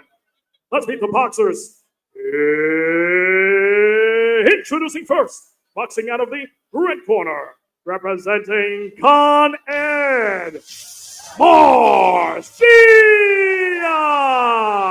Con Ed in the house. Ernie, you spoke it up. That's right. That's right. We got Mars Diaz. And across the ring, boxing out of the blue corner, representing the MTA, Wilkins. Mars Diaz. I'm gonna nickname him the Spark because he works for Con Ed. Mars Diaz, the Spark. And I'm gonna say, Aaron Wilkins, going your way. MTA, on your way. On your way. Not a trader. No, that was the commercial. Not a track. Going your way. I love it. That was that commercial that they used to have. Oh, Mars wants to send the MTA away. Right. He's going your way. Mars let loose with a spark. But look at going your way. Going your way. It's got a few punches for you. Here's a few punches going your way. Oh my goodness. And Mars is the shorter fighter in the black tank top, red gloves, coming in with some serious punching. He's throwing some serious meteors. Absolutely. He's definitely sparking it up. Mars the spark Diaz. And Aaron Wilkins still is very poised. He looks like a good fighter. He looks like a good boxer. Showing tremendous poise under fire. Oh, he just caught Mars with two big right hands, and Mars ate him up. Oh, great 3 body shots. You heard the thundering from here. Wow. And I usually don't like body shots, but those were for real. Oh my good, with the dipsy do in front of it. And Wilkins just absorbed them. He took all 3 of them. It was like Mars was working the heavy bag. Right. You know what he ate him like, right? Oh, and Mars throws Wilkins down to the ground. He literally walked over him as Wilkins was holding on. Big Oh, right hand thrown at the end of the round. Mars ate it. yeah, yeah. Wow. Wow. And these guys can fight. We got the spark on one side and going your way on the other side. How about that body combination, Ernie, that you called? That was great. It was impressive. It was like he hit the body bag, and there was nothing stopping him.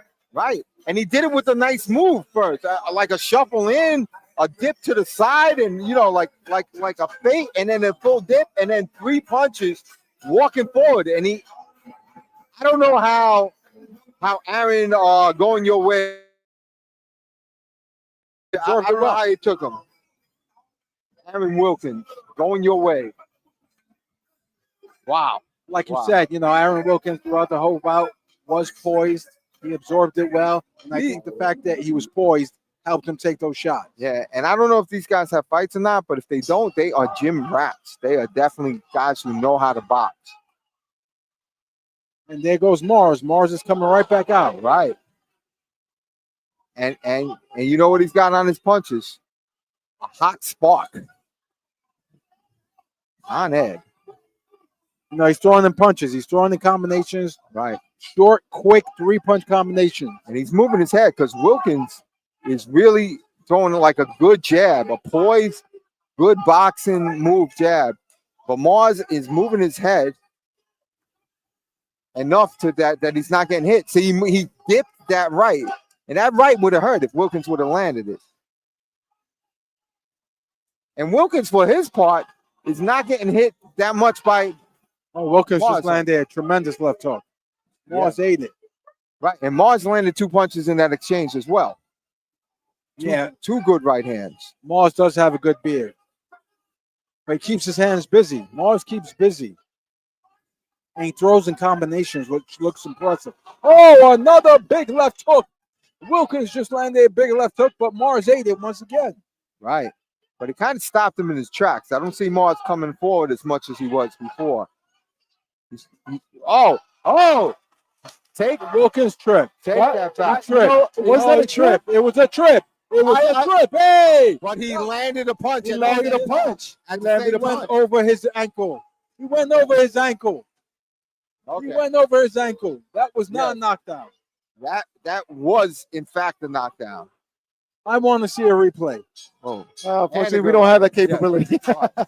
Not on this system. We will be having a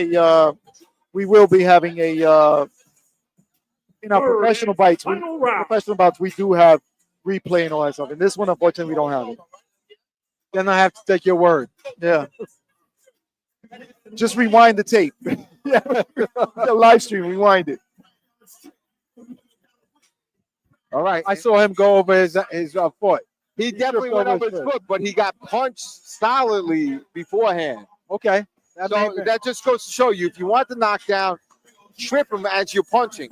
You know who used to do this? Oh, Kevin Kelly, featherweight champion of the world. Yes.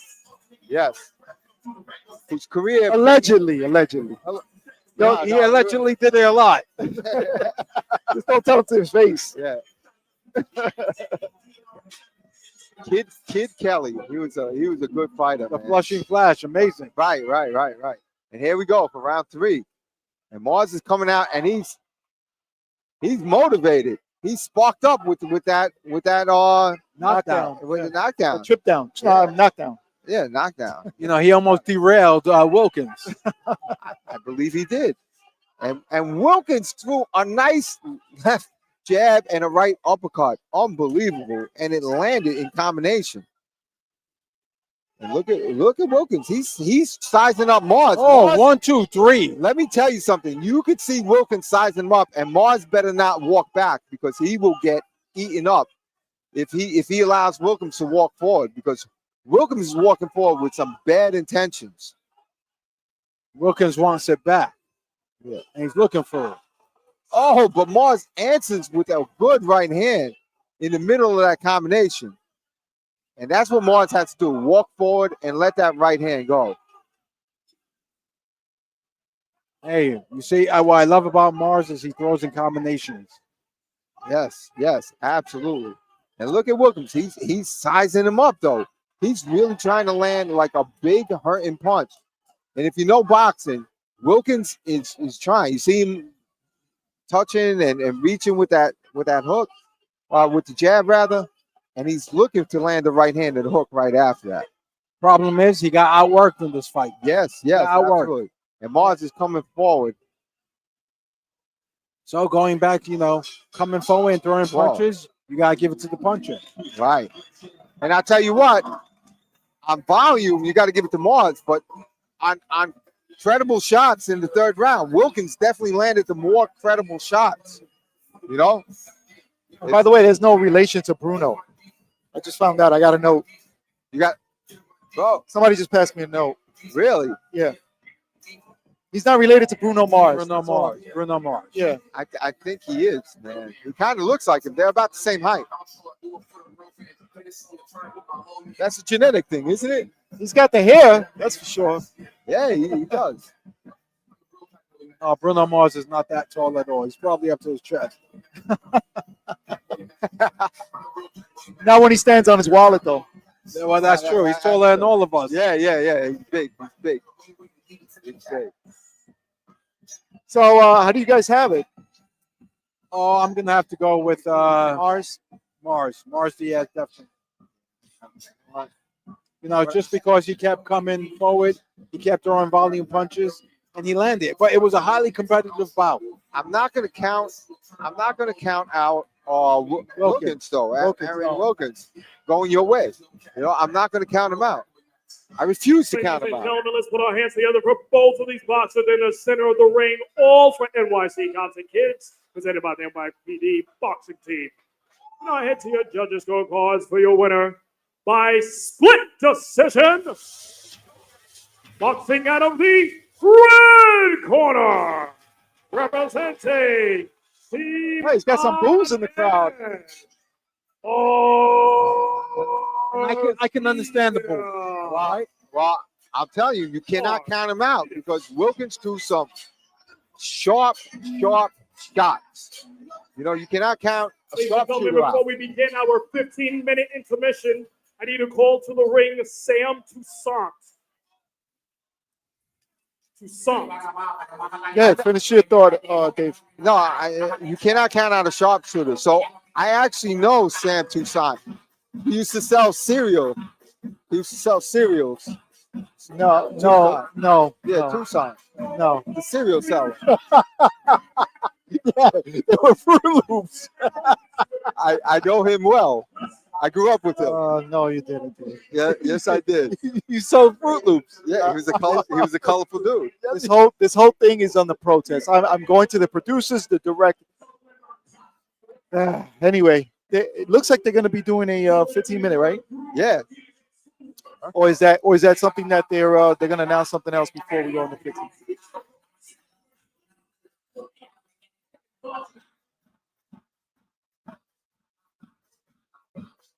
All right, so we'll just keep it here while they try to figure it out.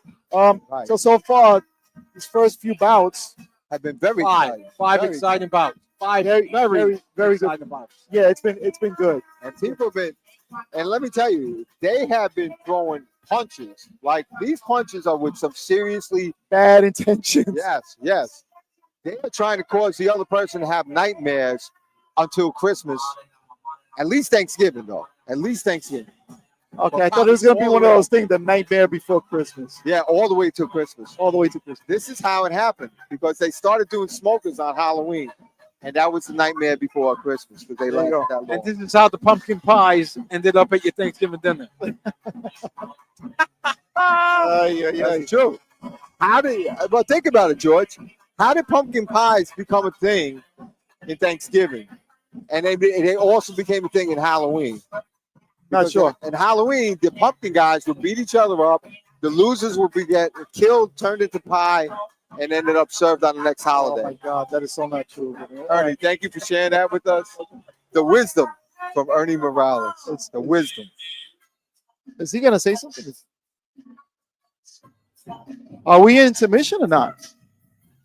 Do we even know? I think there's an announcement coming up. I think there's an announcement. No, All he's right. taking photos. JTM is taking photos. All right, so let's go on an intermission Let's break. go on intermission. We're tired of talking, man. Yeah, so we got I guess 9:15. Okay. That's wrong. We'll correct that. 9:15 we'll be back. All right, so we'll see you guys back at 9:15. Go get a drink, bathroom break, whatever. Whatever you got to do. Yeah, go get some cereal, and we'll see you back at 9:15. Absolutely.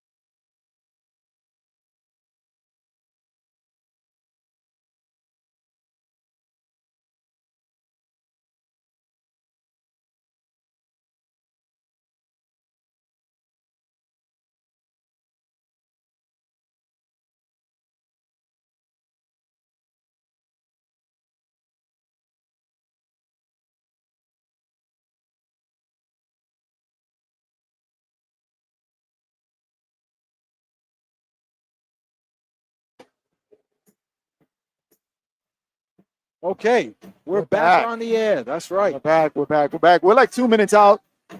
Exciting evening so far. How many more fights do we have, Ernie? We have 5 more fights. 5 more fights to go this evening. So it's been exciting. Pretty decent card tonight. So we're gonna go back to the ring with Justin Manning. Boxing bouts live at Melrose Ballroom. Ghouls and goblins, we're doing this for a great cause. One more time live on Smoke or Talk. Are we ready for 5 more bouts? Got a lot of NYPD, New Jersey coming up.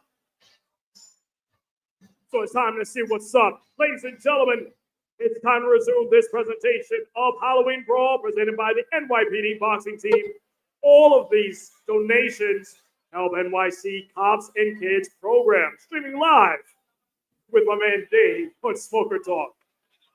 Ladies and gentlemen, please welcome into the red corner, Omar Rodriguez.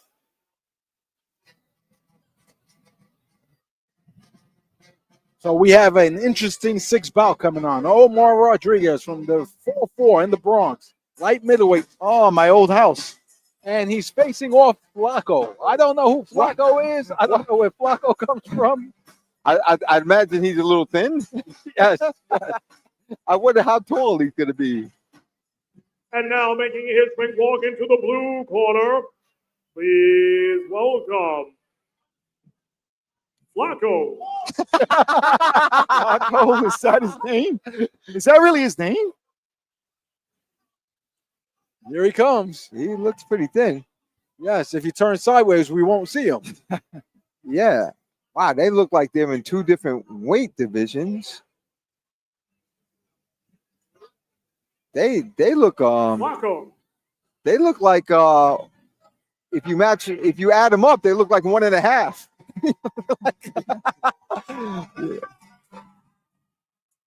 Yeah.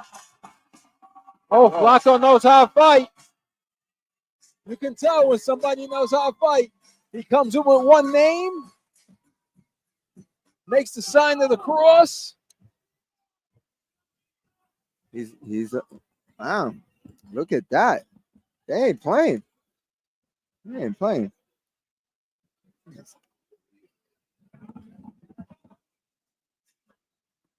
All right. So Ernie, we got a guest. We got our man Bo. Out of this presentation of Halloween How's Brawl everyone? live. Hey, we're doing great. Oh, welcome to the show. Let's meet the Thank you. boxers in the light Let's go. I'm ready for this bout. How you fellas feeling? today? Introducing first, boxing out of the red corner, representing NYPD's 44th precinct, Omar Rodriguez.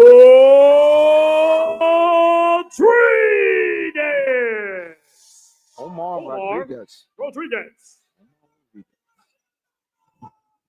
And across the ring, boxing out of the blue corner, please welcome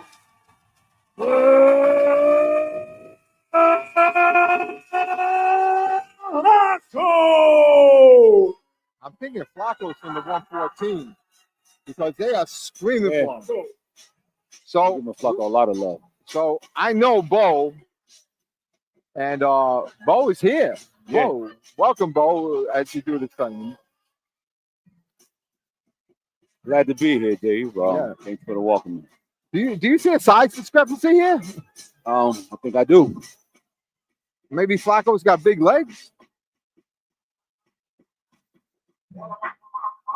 It's a slight weight difference. Let's see how it plays Right. out though. Oh, that was Flaco clean. comes out with 1-2. And a big left hook.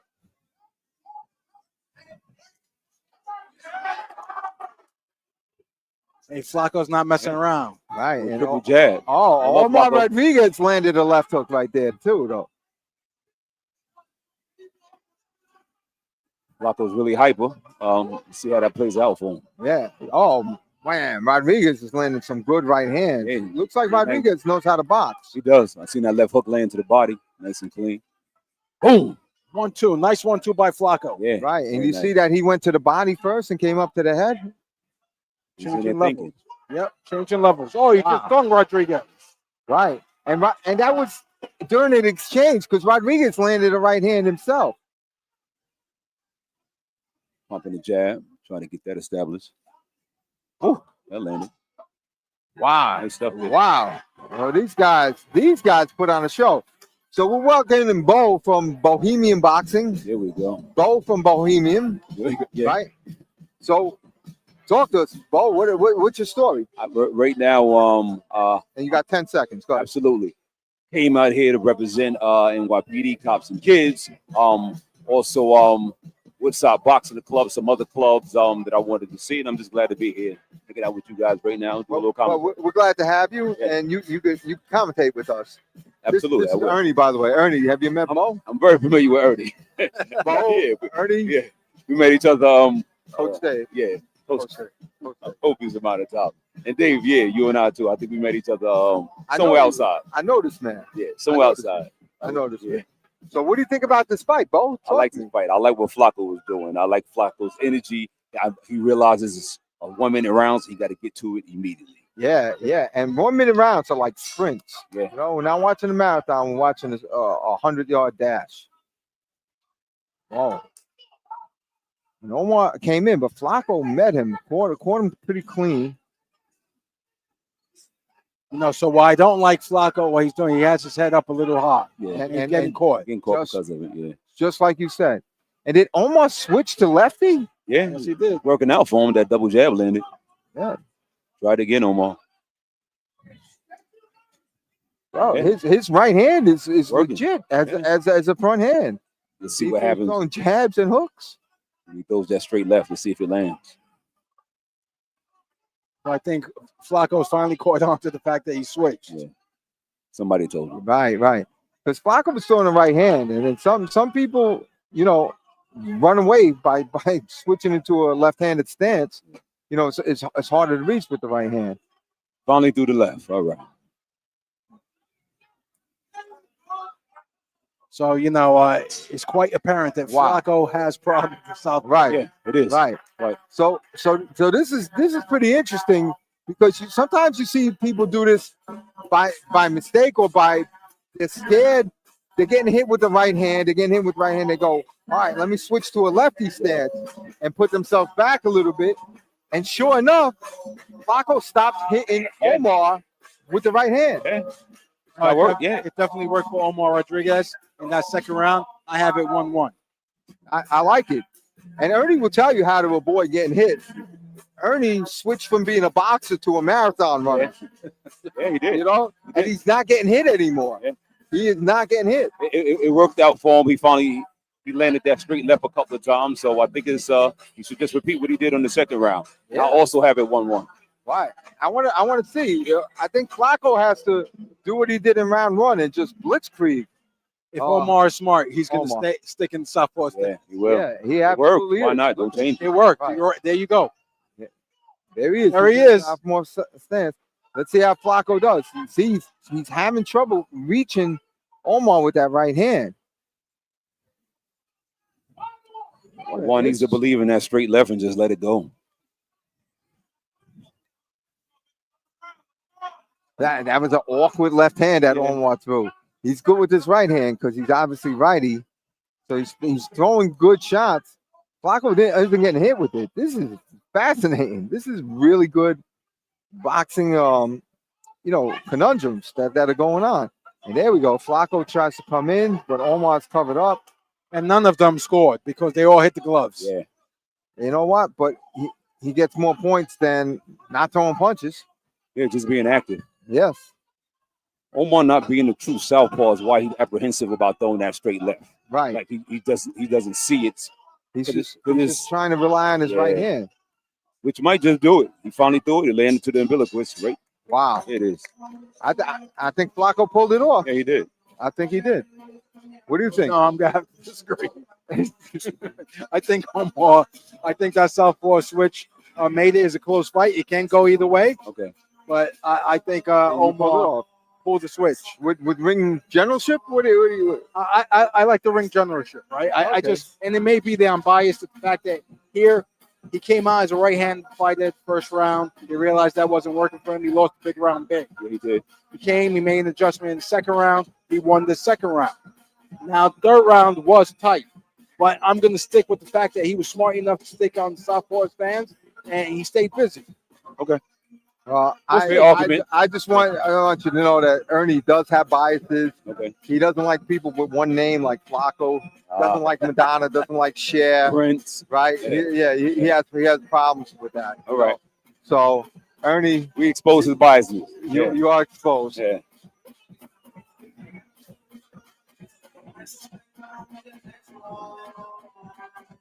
Wake up to the DJ. He's been rocking. I like what he's been playing in between the rounds. He's got a lot of names, so Ernie likes it. Having on the distance, but now head to the scorecard for your winner by unanimous decision. Boxing out of the red corner, representing NYPD 44th Precinct. Ernie called it. All right. Wow. All right, Omar. Rodriguez. Brother. You know what? Rodriguez. Ernie, you made your point, and I disagree, and the judges are morons. So. You like that sometimes. Hey, all four of us could be morons as long as we're right. Yes, yes, absolutely. And Ernie, you are a moron. I just want you to know that. Let me speak from the heart. Okay. Moron. Oh man. Ladies and gentlemen, NYPD. Go call on that, Ernie. $20. Thank you, Bo. $60 for a hoodie. A 50-50 raffle taking place. We're going around with tickets. Each raffle sells for $10. Hey, so we have our seventh bout of the evening coming up. Yeah. That's going to be Justin Cologne from the 2-8 precinct All right. against Sergeant Donathan Saraki Wow. from Saraki. OMAP. And as we know, for those of civilians that don't know, OMAP is in One Police Plaza. Wow. It's the Puzzle Palace. Rocky rhymes with malarkey, I think. It does. It does, right? Yeah. So, Bo, you know us, and you know our whole smoker routine. A little bit different. But can you explain for me the difference of a fan looking at a smoker versus regular amateur boxing? What will you say? How will you sum it up? As a fan, I would say in the smokers, I see a lot more spirited action because sometimes Smokers are better. There's you almost can feel a rivalry Smokers versus are about fighting. about amateur boxing. These guys they want to win, but sometimes I always see them almost looking past the bout that they're in because they're focusing on their ranking and tournaments and things like that. So smokers, I do actually have a little more fun with. A little spunk to it, right? A little spunk. Yeah. That's right. Because they're about regular fighting. They're not too much about boxing. They're going to give it to you. And we're proud of that. We're proud of that. Because we support boxing anyway. And now making his ring walk into the blue corner, please welcome Sergeant Jonathan Saraki. Here we go. Saraki. That's a good last name, Saraki. I think there's a Greek dish called Saraki. Close enough to it. Mm-hmm. And he's dressed up like Captain America. There you go. He came dressed for the occasion, so big up to him for that. And I tell you what, Justin, he's a sergeant, and he's fighting a cop, which oh man, I love it. Captain America, and he's in the spirit. He's really, he's putting himself at risk a little bit. He's putting himself out there by a sergeant fighting a cop. A little insubordinate, right? No, it's not insubordination. It's just like you don't want to get embarrassed as a sergeant, as the guy who lost during the smoke a match or something like that. You might think about that. All right. But when you get a boss like this fighting, usually all the people love him. The bosses that don't fight, that people actually want to fight the bosses, those guys they're not guys who will get in the ring and fight. So these guys are they're really good guys to get in the ring. Ernie got in the ring as a Yeah. as a lieutenant, Okay. as a Ladies and gentlemen, sergeant, the as a following detective, contest as is a a cop. heavyweight Yeah. attraction and is your Look up to you, Ernie. of the evening. Yeah. Yeah. Let's meet the boxers. Okay. let's see. Introducing first, boxing out of the red corner, representing NYPD 28 Precinct, Justin Cologne. Justin Cologne. Justin Cologne. Justin. And across the ring, boxing out of the blue corner, representing NYPD, Omac, Sergeant Jonathan Saraki. Yes, All Rock. right. I just realized Rocky. what his name is. So you're Rocky. Sir, you rock. So Rocky. Sir, rock. So Rocky has some height. He has some height on Uh-oh. Justin Cologne. Let's see. Oh, Let's see if he's All right. he applies it. Well, he- I thought he was going to apply it, but I just saw his stance. He's not going to apply. Like- I was just about to say he has no boxing skill at all. All right. Just the way we see him stand up. Okay. Okay, but they look like they're evenly matched. Oh, this Yeah. is great. This is a smoker match. This is all a clean body shot. something hot. You paid for it by getting jabbed in the head. Look at Saraki. It's like he studied boxing in a book and is using what he studied. Exactly. Applying himself. He watched a YouTube video 5 Yeah. minutes ago. Yeah. Wow. Oh, and Justin came with a big overhand right. That was when he learned that from when he was being bullied in the schoolyard. Yeah, back in third grade. Yeah. He said, "I'll teach you." So Rocky got that right hand. Yeah. Waiting. Let it go. Rocky's letting it go. Rocky Saraki. Whoa! Oh, a good one Man, too. Nice one. I like that. That had a little sizzle in it. It did. And it was straight. He threw it so hard, he almost lost his balance. Yeah. He surprised himself when they landed. Now let's see. Whoa, another right hand. How about that? He knocked his He head surprised me. loose again. Now let's see what Justin's going to do to answer. You know what I would really love? If these guys just pull their gloves back to their chin every once in a while. Nah, that would Yeah. make it not fun at all. Bro, you asking too much. Damn it is. Look at it. Look at the comeback by Justin Cologne. Letting it shot after shot go and landing about half of them. All right. Great round for Saraki. Wow. Okay. He Okay, boxed so- that round. He fought tall. Yeah, he did. I I got that right hand. and I got to do a Coach Dave right here. I got to do a Coach Dave. So when you got the height disparity syndrome, short guy, tall guy, right? Most people think it's more advantageous to the tall guy, and most times it is advantageous to the tall guy, but only if the short guy doesn't fight right. And the problem is these short guys want to come in, they want to come close. That's nonsense.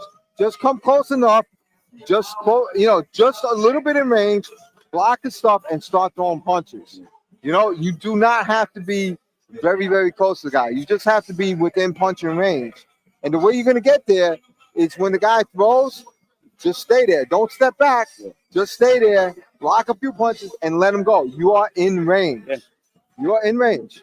Get close enough to land, but not close enough to smother your own punches. There you go. Correct. There you go. Correct. Yeah, what? All right. Well, if you want to say it in English and explain it right, you could do that, Bo. All right. Just make me look stupid. It's okay. Round two. And Saraki. And the right hand Oh. landed. Wow, he counted And, that and time. you see, and that's what I'm talking about. Oh. If you get punched, punch at the same time. You'll hit him. There you go. And this is what I'm talking about. I already give him my kudos. Yes, Dave. I landed again. But Saraki just came back with right. Oh, Oh, And this is what I'm talking about. You don't have to see. He's Oh. wow. wow. Landed. On the Hey, inside. that is an A count for sure. He earned it he too. spun them around. He spun them around. Hey, He spun him. Cologne came back to get his. Yeah, he did. Yeah. Those was about 10 unanswered punches he landed. So Right. Now, that, if Rocky Saraki starts moving his feet again, he will be okay. But you just can't stand there. Look at Saraki. He's Yeah. trying to come back. But man, don't that go right-handed. forward. Move side to side and let your hands go, and you will win as a taller fighter. If you stand there, look at Saraki. He's getting his comeback. Not discouraged by that 8 count at all. I like that. He's still locked in. He's getting his get back. I think Cologne may have punched himself out. Okay. That's why Saraki's getting his comeback. Okay. There it is. Oh, Cologne is coming back again.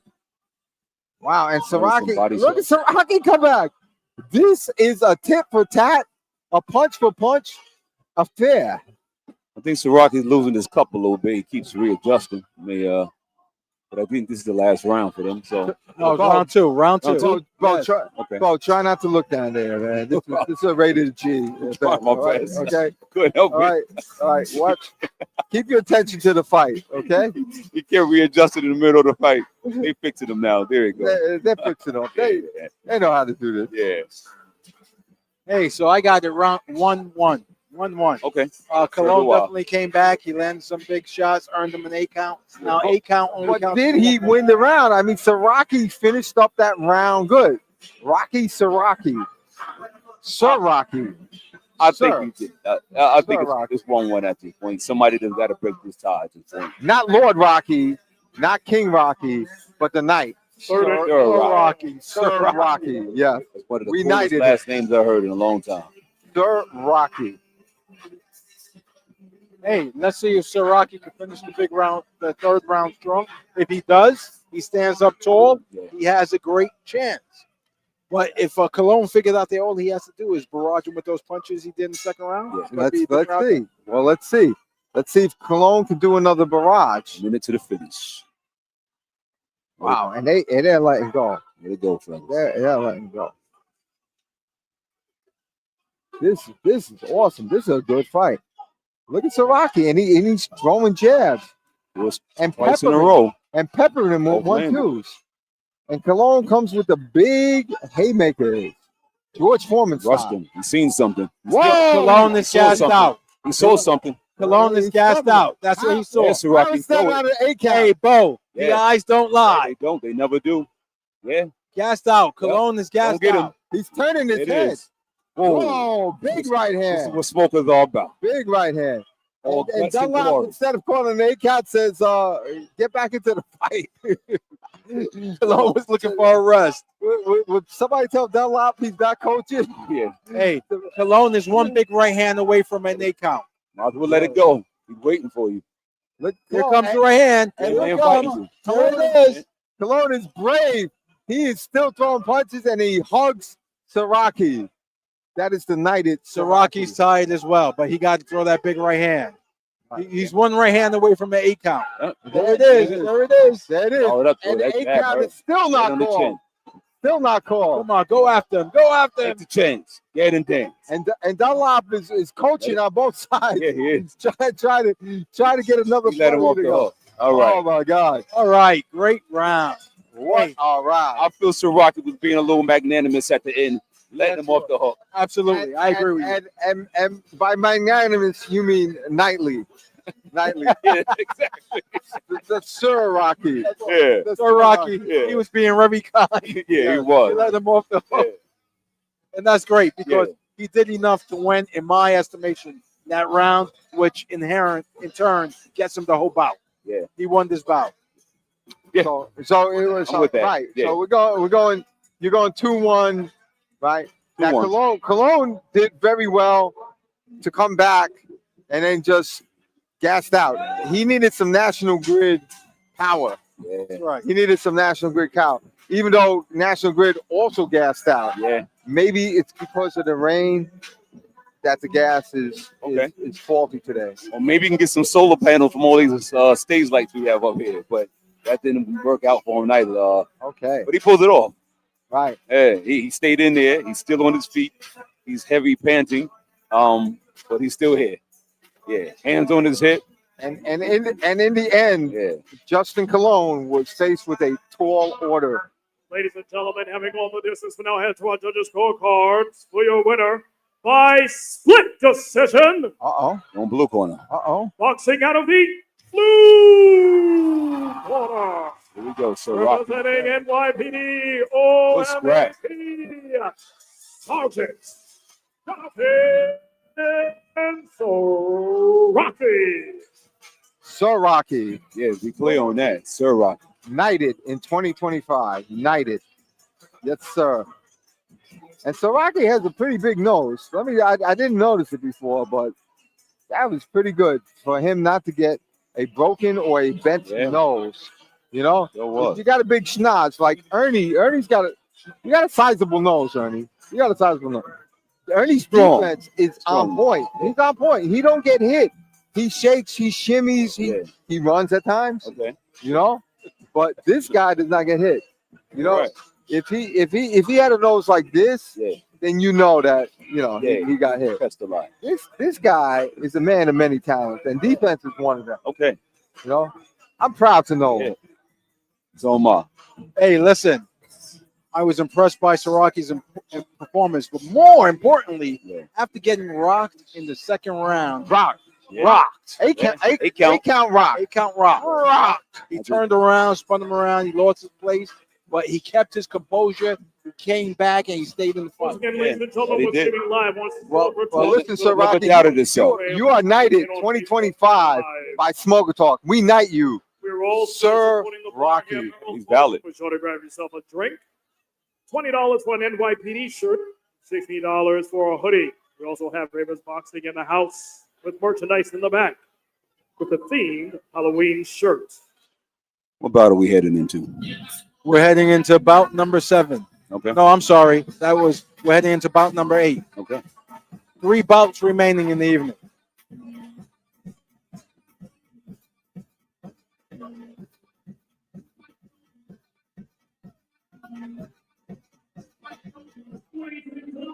So we got a different mix here. 8 scheduled bout for this presentation of Halloween Brawl, courtesy and presented by NY Police Boxing Team in the Super Heavyweight Masters Division. Okay.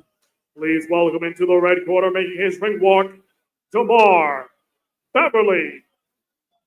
Big up, man.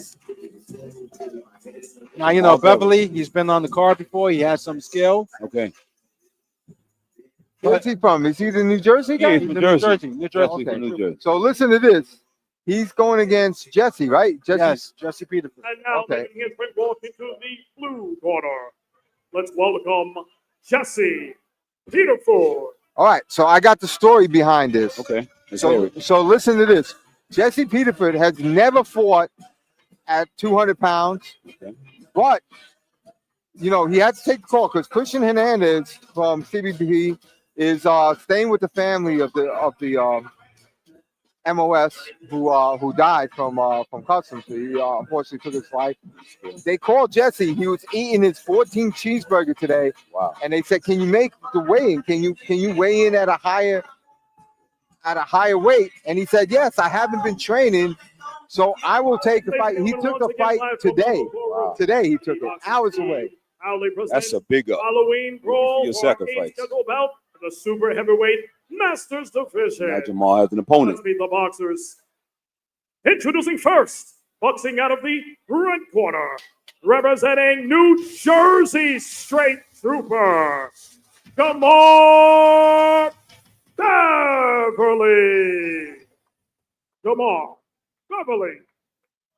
And across the ring, boxing out of the blue corner, representing NYPD 61st Precinct, Jesse Peterford. And everybody should know that this is the cheeseburger pumped up version of Jesse Peterford. Okay. We'll take that in consideration. All right. I see Jamal Beverly has some wings on his back and Love You Pop on his jersey. So I'm going to assume that's for his father, Timothy Beverly, and he's fighting for him, and he's fighting for himself, and fighting for right. Yeah, do you know this backstory behind that? During the fighting meeting, we discussed a couple of things he shared, and that was one of the things that said keeps him going. His father, got him into the sport, and he continues to do it. Okay, good. Well, these guys obviously can fight, and Jesse Peterford does the Peterford shuffle when he comes forward.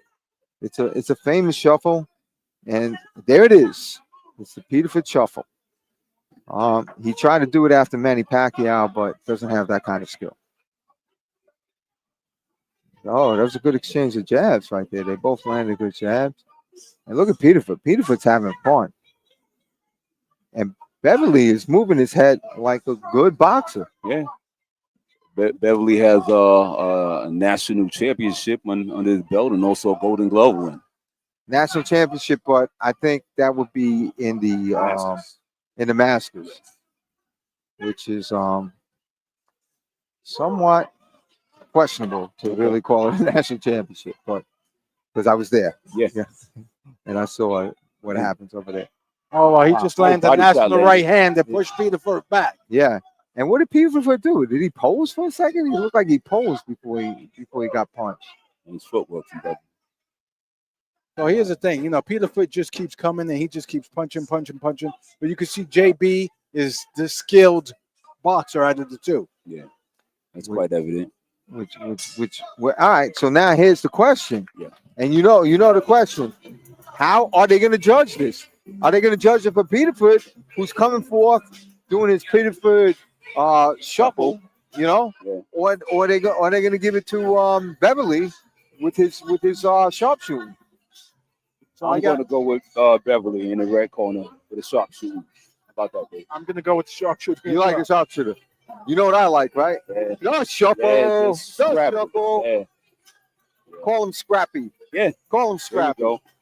Scrappy in the blue corner. Scrappy. Yeah. Scrappy. And I agree. It's a close round. It could go either way based on what your styles are, what your preferences. Mhm. In this case, I think Scrappy just didn't scrap enough. Okay. Yeah. But you know what? Assessment. I saw the same thing. Ernie. I can read minds no matter how blackened they are. And I can read your two minds. Okay. And you're concentrating on that one good punch he landed Two. with the right hand. You're good punches. concentrating on that, and you got to go by volume. Okay. It's amateurs, and it's USA boxing. It is not the pros. Accurate. Right? Well, that was a bunch of misses and one jab that scored by Beverly. Here comes Peterford again. Nice hook landed from Beverly. Yeah. Right hook. Now, Beverly's definitely landing the better punches. Yeah. The more effective, the louder, the cleaner. Right. Yeah. And Peterford took this bout on like 6 hours notice. So we must take that in consideration. And he was still eating cheeseburgers when the call came in. With ketchup or without ketchup? I'm saying with ketchup because he's looking like fat guy. Okay. The fat guys like ketchup. Yeah. And mayo.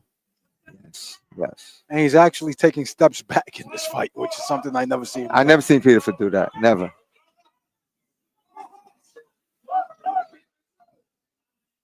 And Peterford's showing some good footwork, but he's definitely gassed out a little bit. What's the weight disparity between the two? Well, We had to guess. Beverly is a naturally heavier guy, I see. and Peterford fights, at light heavyweight. So he stepped up to heavyweight for this one. We're grateful for that. Yeah, and this Beverly guy is a big guy. Well, there's a little shot in the back of the head. Just to wake you up a little bit, I guess. Yeah. Hopefully we won't do that too much. Try to check that. Oh, he got a nice landed. check hook there. Yeah. Right, with the backhand. There we go. I don't know if I've ever seen a check hook with the backhand ever in my life. How about kung fu movies in Channel 5 back in the 80s? Yeah. Never seen it? Yeah, maybe in that, but usually they're flying off the walls. They walk on the walls for a little bit, and I don't think I've ever seen a check hook with a rear hand. In the ring. Yeah. Yeah, I Be a tell you, first. JP pulled it off and made it look nice. Yeah. yeah, he really did. And he did it twice. Sure did it. Very Floyd Mayweather-ish. Light on his feet. Hey, for me, that was a clearer round for JB. That it was. You ever sit next to Ernie in the booth? I have not. Me and Ernie usually see each other somewhere in the Barclays Center or Right. when he comes Well, in. Ernie also is light on his feet. Yeah? But I sit next to him, so he's heavy on mine. Got you. I see the setup where it was going. Nice setup for Dave. But we got to Dave's go comedic slow. time is We got a very boxing good. audience, and we got to talk slow. And a lot of cops out there, so I gotta set the jokes up slowly. Two nice jabs by Beverly. Two nice jabs. Three. But Peterford is throwing too. I wonder if he's getting credit for it though. Nice uppercut. Yeah, Beverly's really trying to put a statement in. Look at Yeah. Peterford, Oh, man. beautiful He fight. ate a couple of punches, man. A couple of hard punches, and he's coming forward. he's dealing with the power pretty well. Yeah. And Beverly went down to the body to slow him down. Yeah. And I don't know if Peterford can throw a straight right hand because every right hand he throws is like, you know, like a hook or a haymaker. I'm thinking he's doing what he can on short notice. He's here. He showed up. It's time to swing. Yeah. Yeah. Kudos to him. Yeah. It's a big up for him. Gallant effort. Wow. And he's letting him go. He's letting him swing. Wow. Sort of a hybrid overhand right he threw. Yeah, he went for it again. He's This isn't helping Beverly. Beverly got to create some distance and start shooting.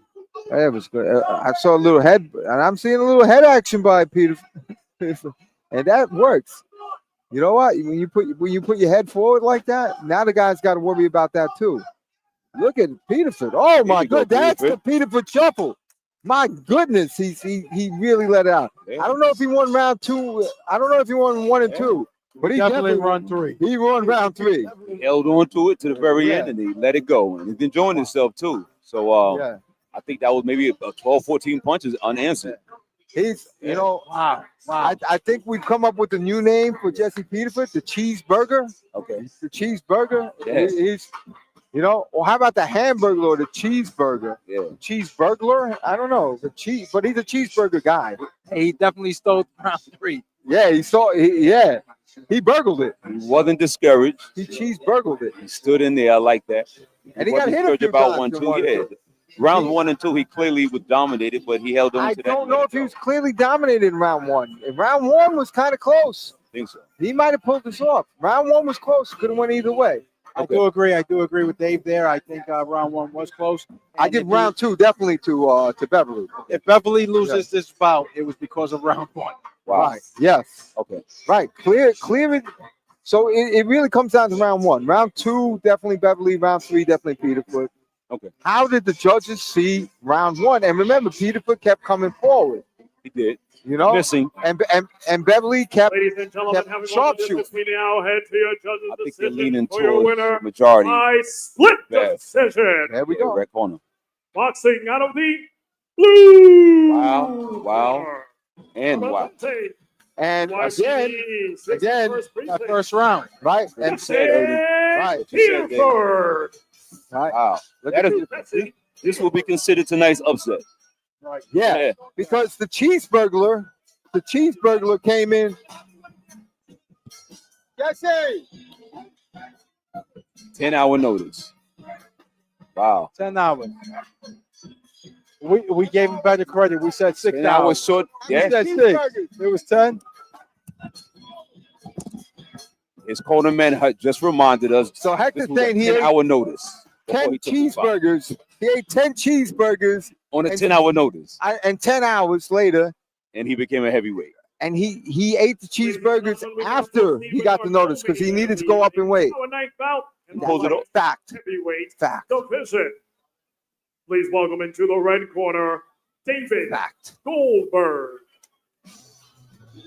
Let's get Hector in. Let's get Hector in to confirm this for a second. Let's get Hector in to confirm this. All right, captain of the team. Hello, people. And now Hector making Lopez, his way into the blue captain of the corner, team. Please welcome Suleiman Kazan. Okay, we will talk about that. Hector, is it true that this guy had 10 hours to make heavyweight? I texted him at about 10 o'clock Okay. saying that we needed someone to step up. He ate food, jumped on the scale, and showed me he was at How many 201. cheeseburgers did he eat? We can't disclose that. We can't disclose how many It he was did. 10 cheeseburgers. They might have been sliders. They might have been White Castles, but he definitely ate burgers to make the weight. I know it was White Castle because he ran out of here to go to the bathroom. I just want to say, I want to give a big thank you We present to Jesse Peterford for Halloween stepping up Brawl. at the last minute after a tragedy came through and JFK couldn't fight. And he stepped up with no questions asked on a different weight class. He doesn't even fight heavyweight. Thank you, Hector. Red corner, Thank you. representing NYPD PSA for David Goldberg. All Goldberg. right, David Goldberg at a PSA 4. And across the ring, boxing out of the blue corner, representing NYPD PSA 1, Suleiman Kazan. Now, if that ain't the greatest boxing name, Suleiman Kazan. Wow. That's great. I think he lost a grudge match in the last Smoker, Suleiman Kazan, but it was very close, if I remember.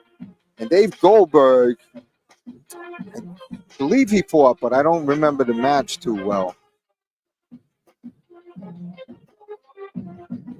What's better than an iceberg, Bo? What is better than an iceberg? I don't know, Dave. You're going to have to tell me this one. A Goldberg. There we go. You're not as sharp as us. Sorry. Ernie had an answer for that. He had your timing. Look, they're both doing the same types of things. Wow, and they are letting him go. Goldberg is treating Kazan like the Titanic right now. He's trying to sink him. And Nice. wow, hey, he's throwing a lot of punches, and that's Goldberg with the red gloves. They're again wearing eerily similar type Landed that outfits. overhand right. Landed once again. It seemed to be the money punch. Whoop, Yeah. loaded it up again and again. And I can again. tell you right now, this bout isn't going 3 rounds. It's not with this type of activity. And he's hitting below the belt. He's hitting Right. below the house. Holding and hitting below the belt. Nice stiff jab. Whoa, and Suleiman Kazan all of a sudden comes back with Kazan, a right and then left. Yeah. But Goldberg is coming very strong. Coming forward very Oh, strong. hook finally Oh. landed. Another one landed. Okay. Yeah. And all of a sudden, Goldberg's in a little bit of trouble. I may be wrong here. No, I think you're right on it. It's not going 3 rounds. Not with hybrid punches like that. And Suleiman Kazan landing some punches out of nowhere. Alakazam. It's hard to get hit. That's what happens. The magic carpet is called in, and Kazam, he landed some punches. Yeah. Or is it the genie out the bottle? I don't I know. really like these 1 minute rounds. Yeah, they're very exciting, right? Yeah. How exciting are the 1 minute rounds? Yeah. You know, Super exciting. it's really like a sprint. Sometimes I take when we have these guys coming in for the smoker, Yeah. I take some of the kids in the gym and work 1 minute rounds with them. Ladies and gentlemen, And it's a welcome sprint. It's really a sprint. ring It's girl, something to work on, something to do differently, you know. And it's just a different mindset. Yeah. It really is. You know, you're not going to get sprinters to win marathons, but you're not going to get 800-meter people to win 100-meter dashes. Yeah. All right, put that down. Write that I down. will. All right, Right in my phone. that's a piece of gold for you. Thank All right. you, Dave. I needed that one. And if you add a burger to it, you get the guy in the red corner. Okay. All right, so that's what you're going with in the first round. Yeah. I think that's clear. I don't know who won that first round because Suleiman came back. I don't know who won it. I'm going with red corner on that one. Yes, Yeah. Goldberg. We're I gonna mean, go with Goldberg. for the most part, yes. But Suleiman, look at Suleiman. Wow. He's coming Nice out, and he weapon. switched stances. Seems to be working so far. Right, And then switch back. that's right. And he got hit as soon as he switched back. Yeah, go back to southpaw. All right. Get that straight left going. But Goldberg isn't coming out as strong as he was last round. And there's a headlock. There's a I headlock. need one of those in boxing every now and Yeah. then. Just to You pick know up what? the monotony of If the guy ducks down, by all means, headlock. give him a headlock and put some weight on it.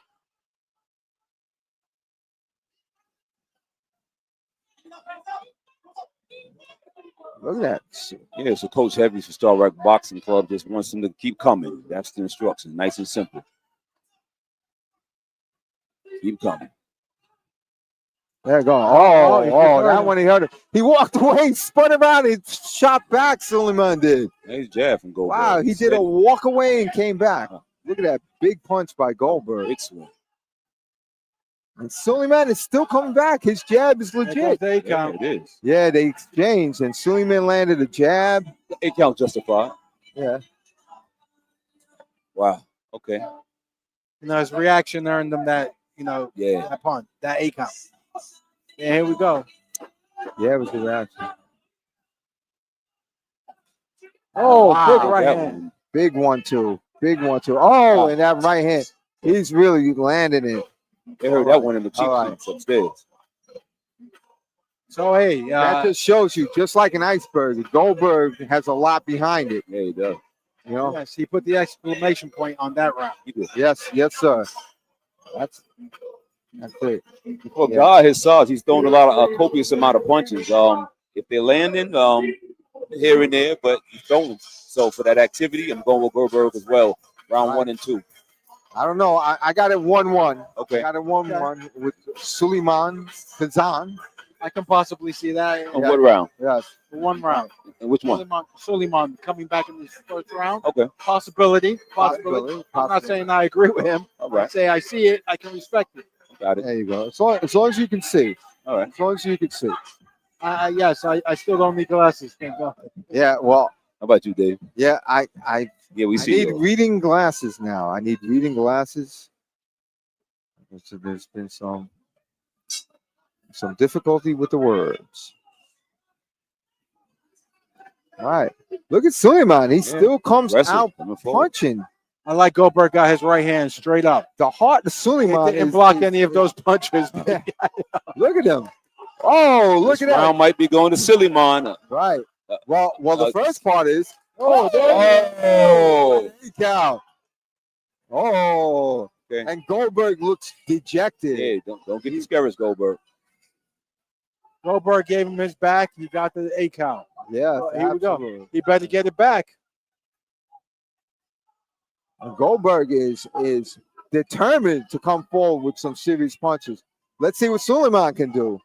Suleiman's a busy guy, and Yeah, look at that. super busy. Whoa, he gave him the heel of his Big hand and wide opened up. hooks. Right down, Suleiman landed, and Goldberg returned. right down in that Oh, mouthpiece. Let it here's go. Goldberg loading up Nice with that up. big right hand again. Right. Whoa. Oh my goodness! That was They're letting him go. Yeah, let it go. How about that hook? I know you wanted to throw it.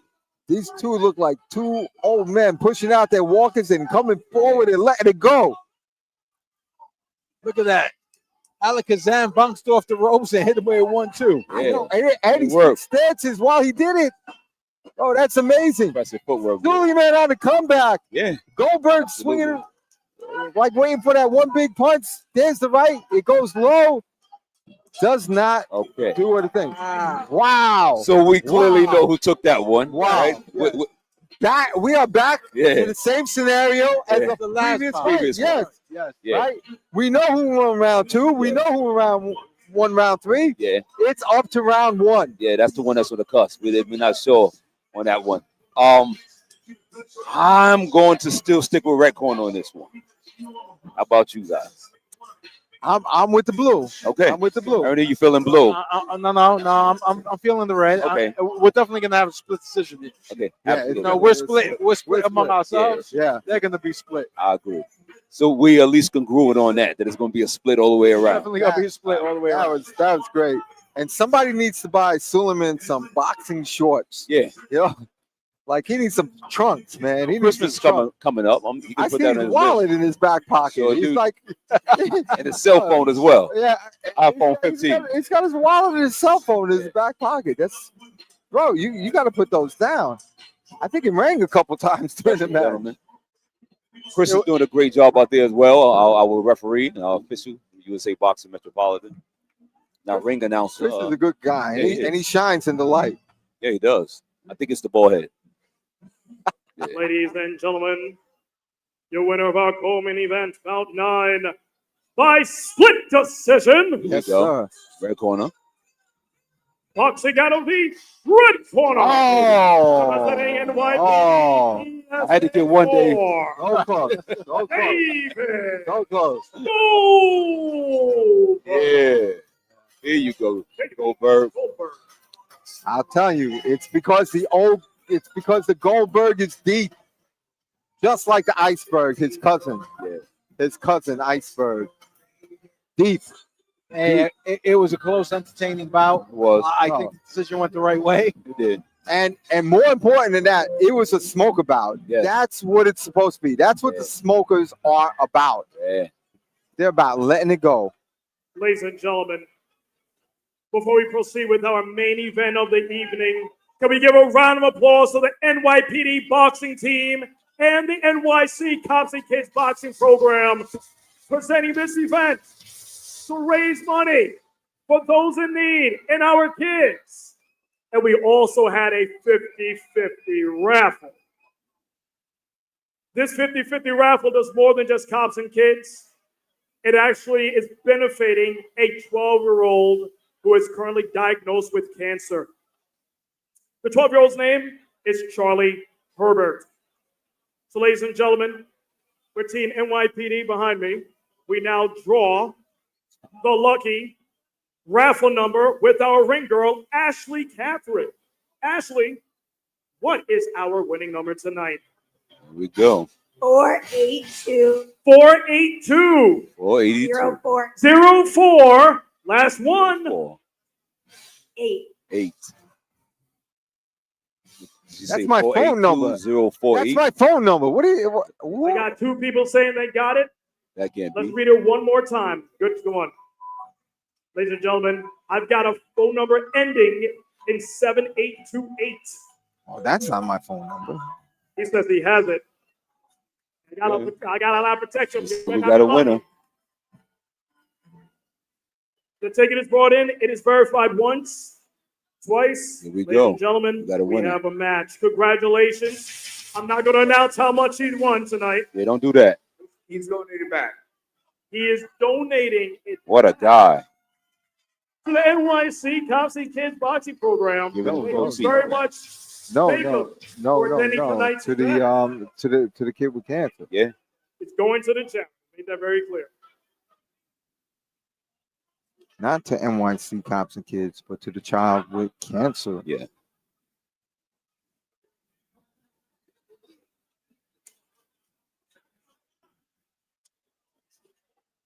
That was an entertaining fight. So the smokers, DJ the Smooth, let's smokers, work.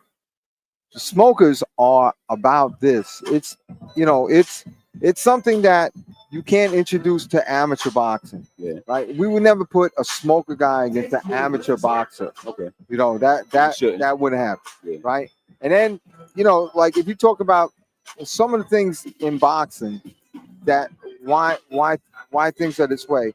If you take a look at like early pro fights, At the conclusion of tonight's event, it has just been announced that there will be a Halloween costume contest in the center of this ring. There will be a male winner. There will be a female winner. We are currently looking for those that wish to compete alongside with our boxers. Melrose Ballroom, are we ready for our final event of the evening? That we are. yes, we are. Does Justin win his Michael Jackson? NYPD boxing team He proudly can't win. presents He can't. Halloween Brawl. That's what that is, right? The light heavyweight division for our 10th bout of the evening. Please welcome into the red corner, Joseph Ursino. And he can't win because it's a costume party. Okay. It's a Halloween costume party, and he actually wears that, when he's walking around the streets. There you go. So it's And not a costume for him. There you go. That's the way he looks. So he's eliminated from the contest. He's eliminated. All right. Absolutely. Makes sense. Ursino. So this is our main event. What we have here, Ernie, in our main event? Our main event, we have Joseph Ursino from the 120 against Joseph Kappelman. Man. There you go. All right. From the Joseph. 14th? 114. 114. He had the nice crowd tonight. The 114 came out here to celebrate with him tonight. Yeah. They're on that side of the room. They're on this side of the room. There you go. They've been waiting on this one. Absolutely. And Bo, as you know, sometimes all you need is some support. Yeah. A little energy to get you over the top. Yeah, absolutely. You know. He seems nice and pumped, too. That might be a good or a bad thing. Well, if he find out. If he can contain himself, it'll be a good thing. If Event not, he's going to blow it in of the first minute. the evening for Halloween Brawl live at the Melrose Ballroom, presented by NYPD Boxing Team and sanctioned by USA Boxing Metropolitan. Enough talk. It's time to box. Yeah.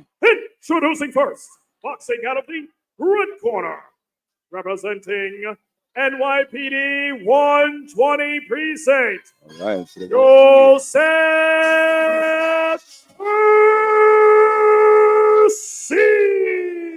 Ursino. Joseph, we got here in the red corner, correct? Joseph Yes. Joseph. Ursino. Right. This is the battle of the Josephs. Yeah. Ursino in the red. And across the ring, boxing out of the blue corner, Here we go. representing NYPD Oh, 114, 114. Joseph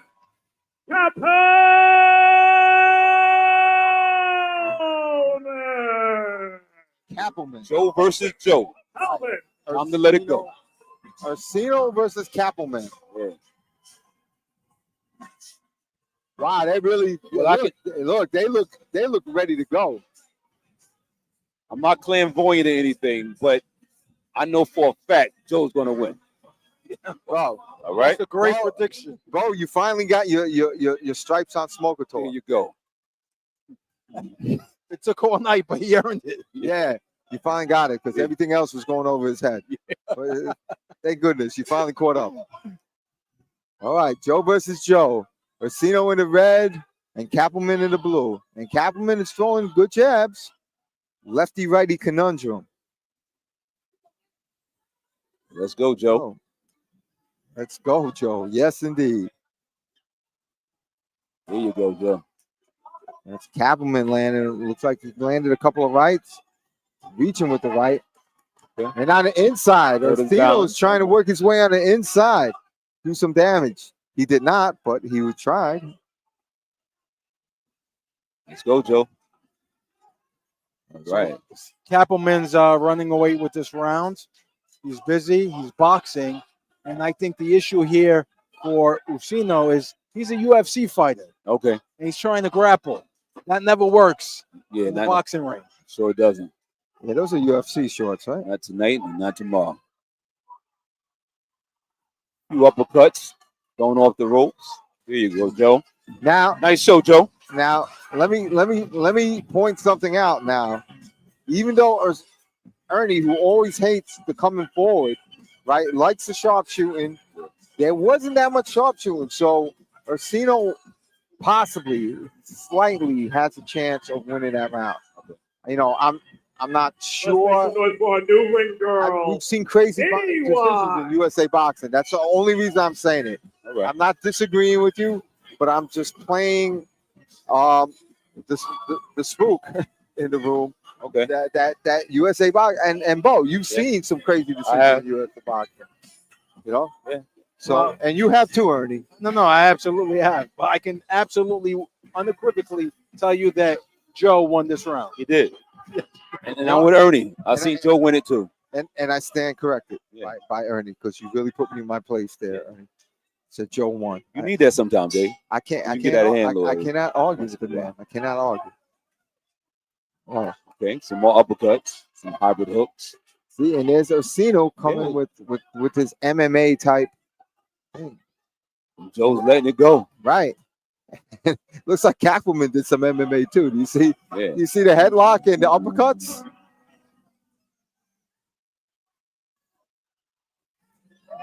Looked like he waited for that punch. Right. He is holding the hit, and Kappelman is, and Ursino's trying to get it back.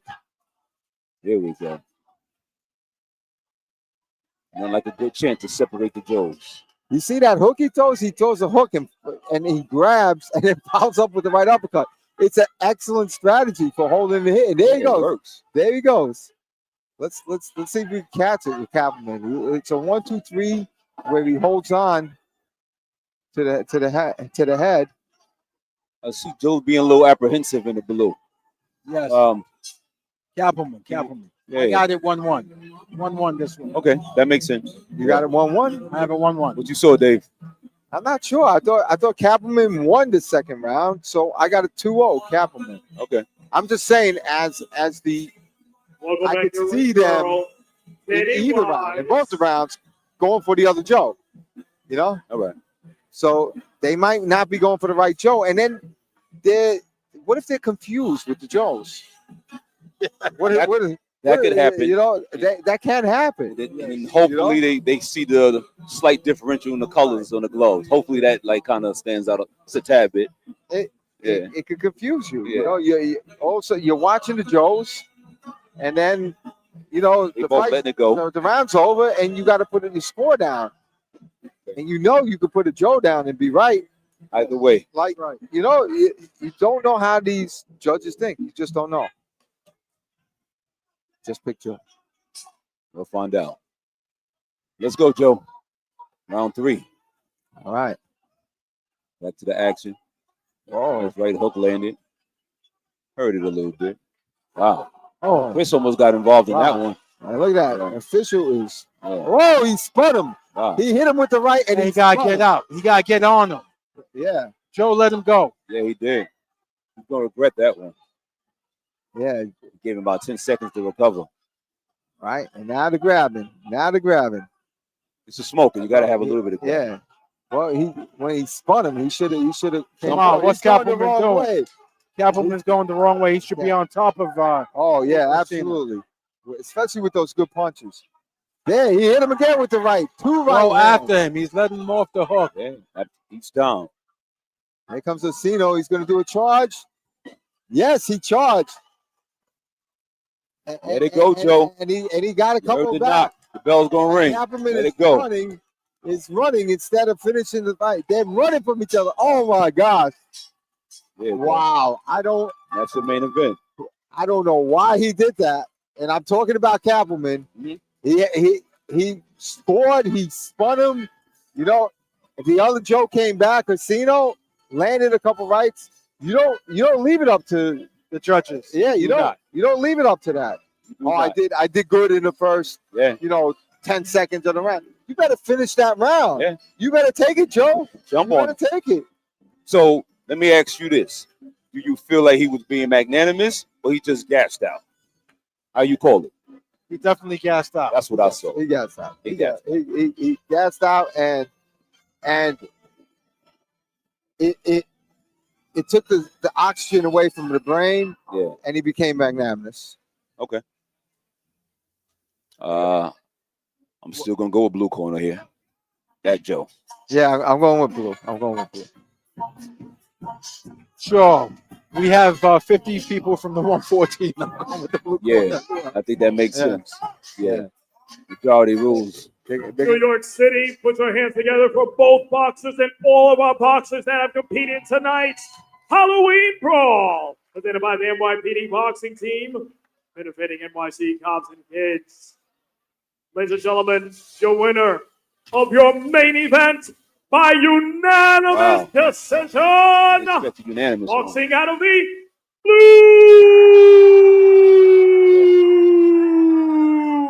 blue. I told you Joe was gonna win. Representing NYPD. Should have never doubted me on that one. 114. He got to the 114. It's like you come on. with the crystal ball. Appleman. It's like you come armed with the crystal ball. Yeah, Oh, I nailed that one. Right to the floor. Congratulations, Joe. who's that? His dad coming out there? That's got to be his dad, right? They look alike, right? Yeah, I see it all up here in the nose. Yeah. Wow. Yeah, that's bad. Look at that. Take a He's little happy. flicks. It's got to be dad, right? Yeah. Yeah, we called it. Yeah. And make them stay there because, ladies and gentlemen, we're Yeah. not done yet.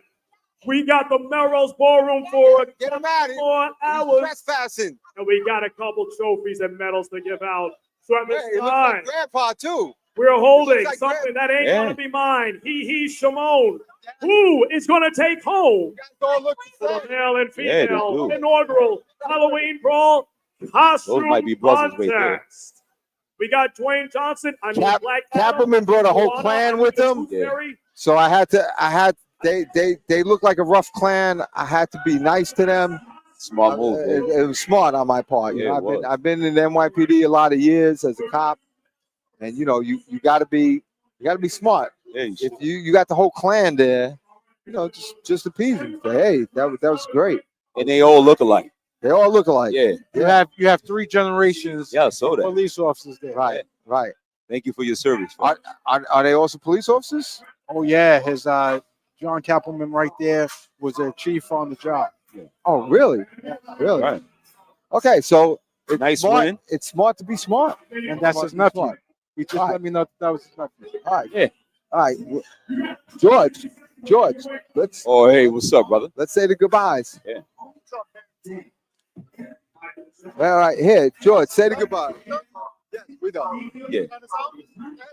All right. Sign us out, Dave. From all of you out there in Smoker Talk land, Yeah. whether you're on YouTube, Facebook, IG, Yeah. from all of us in here in Smoker Talk land, Yeah. goodbye, good night, and good fights. Yeah. Smoker Talk. Open talk. Yeah.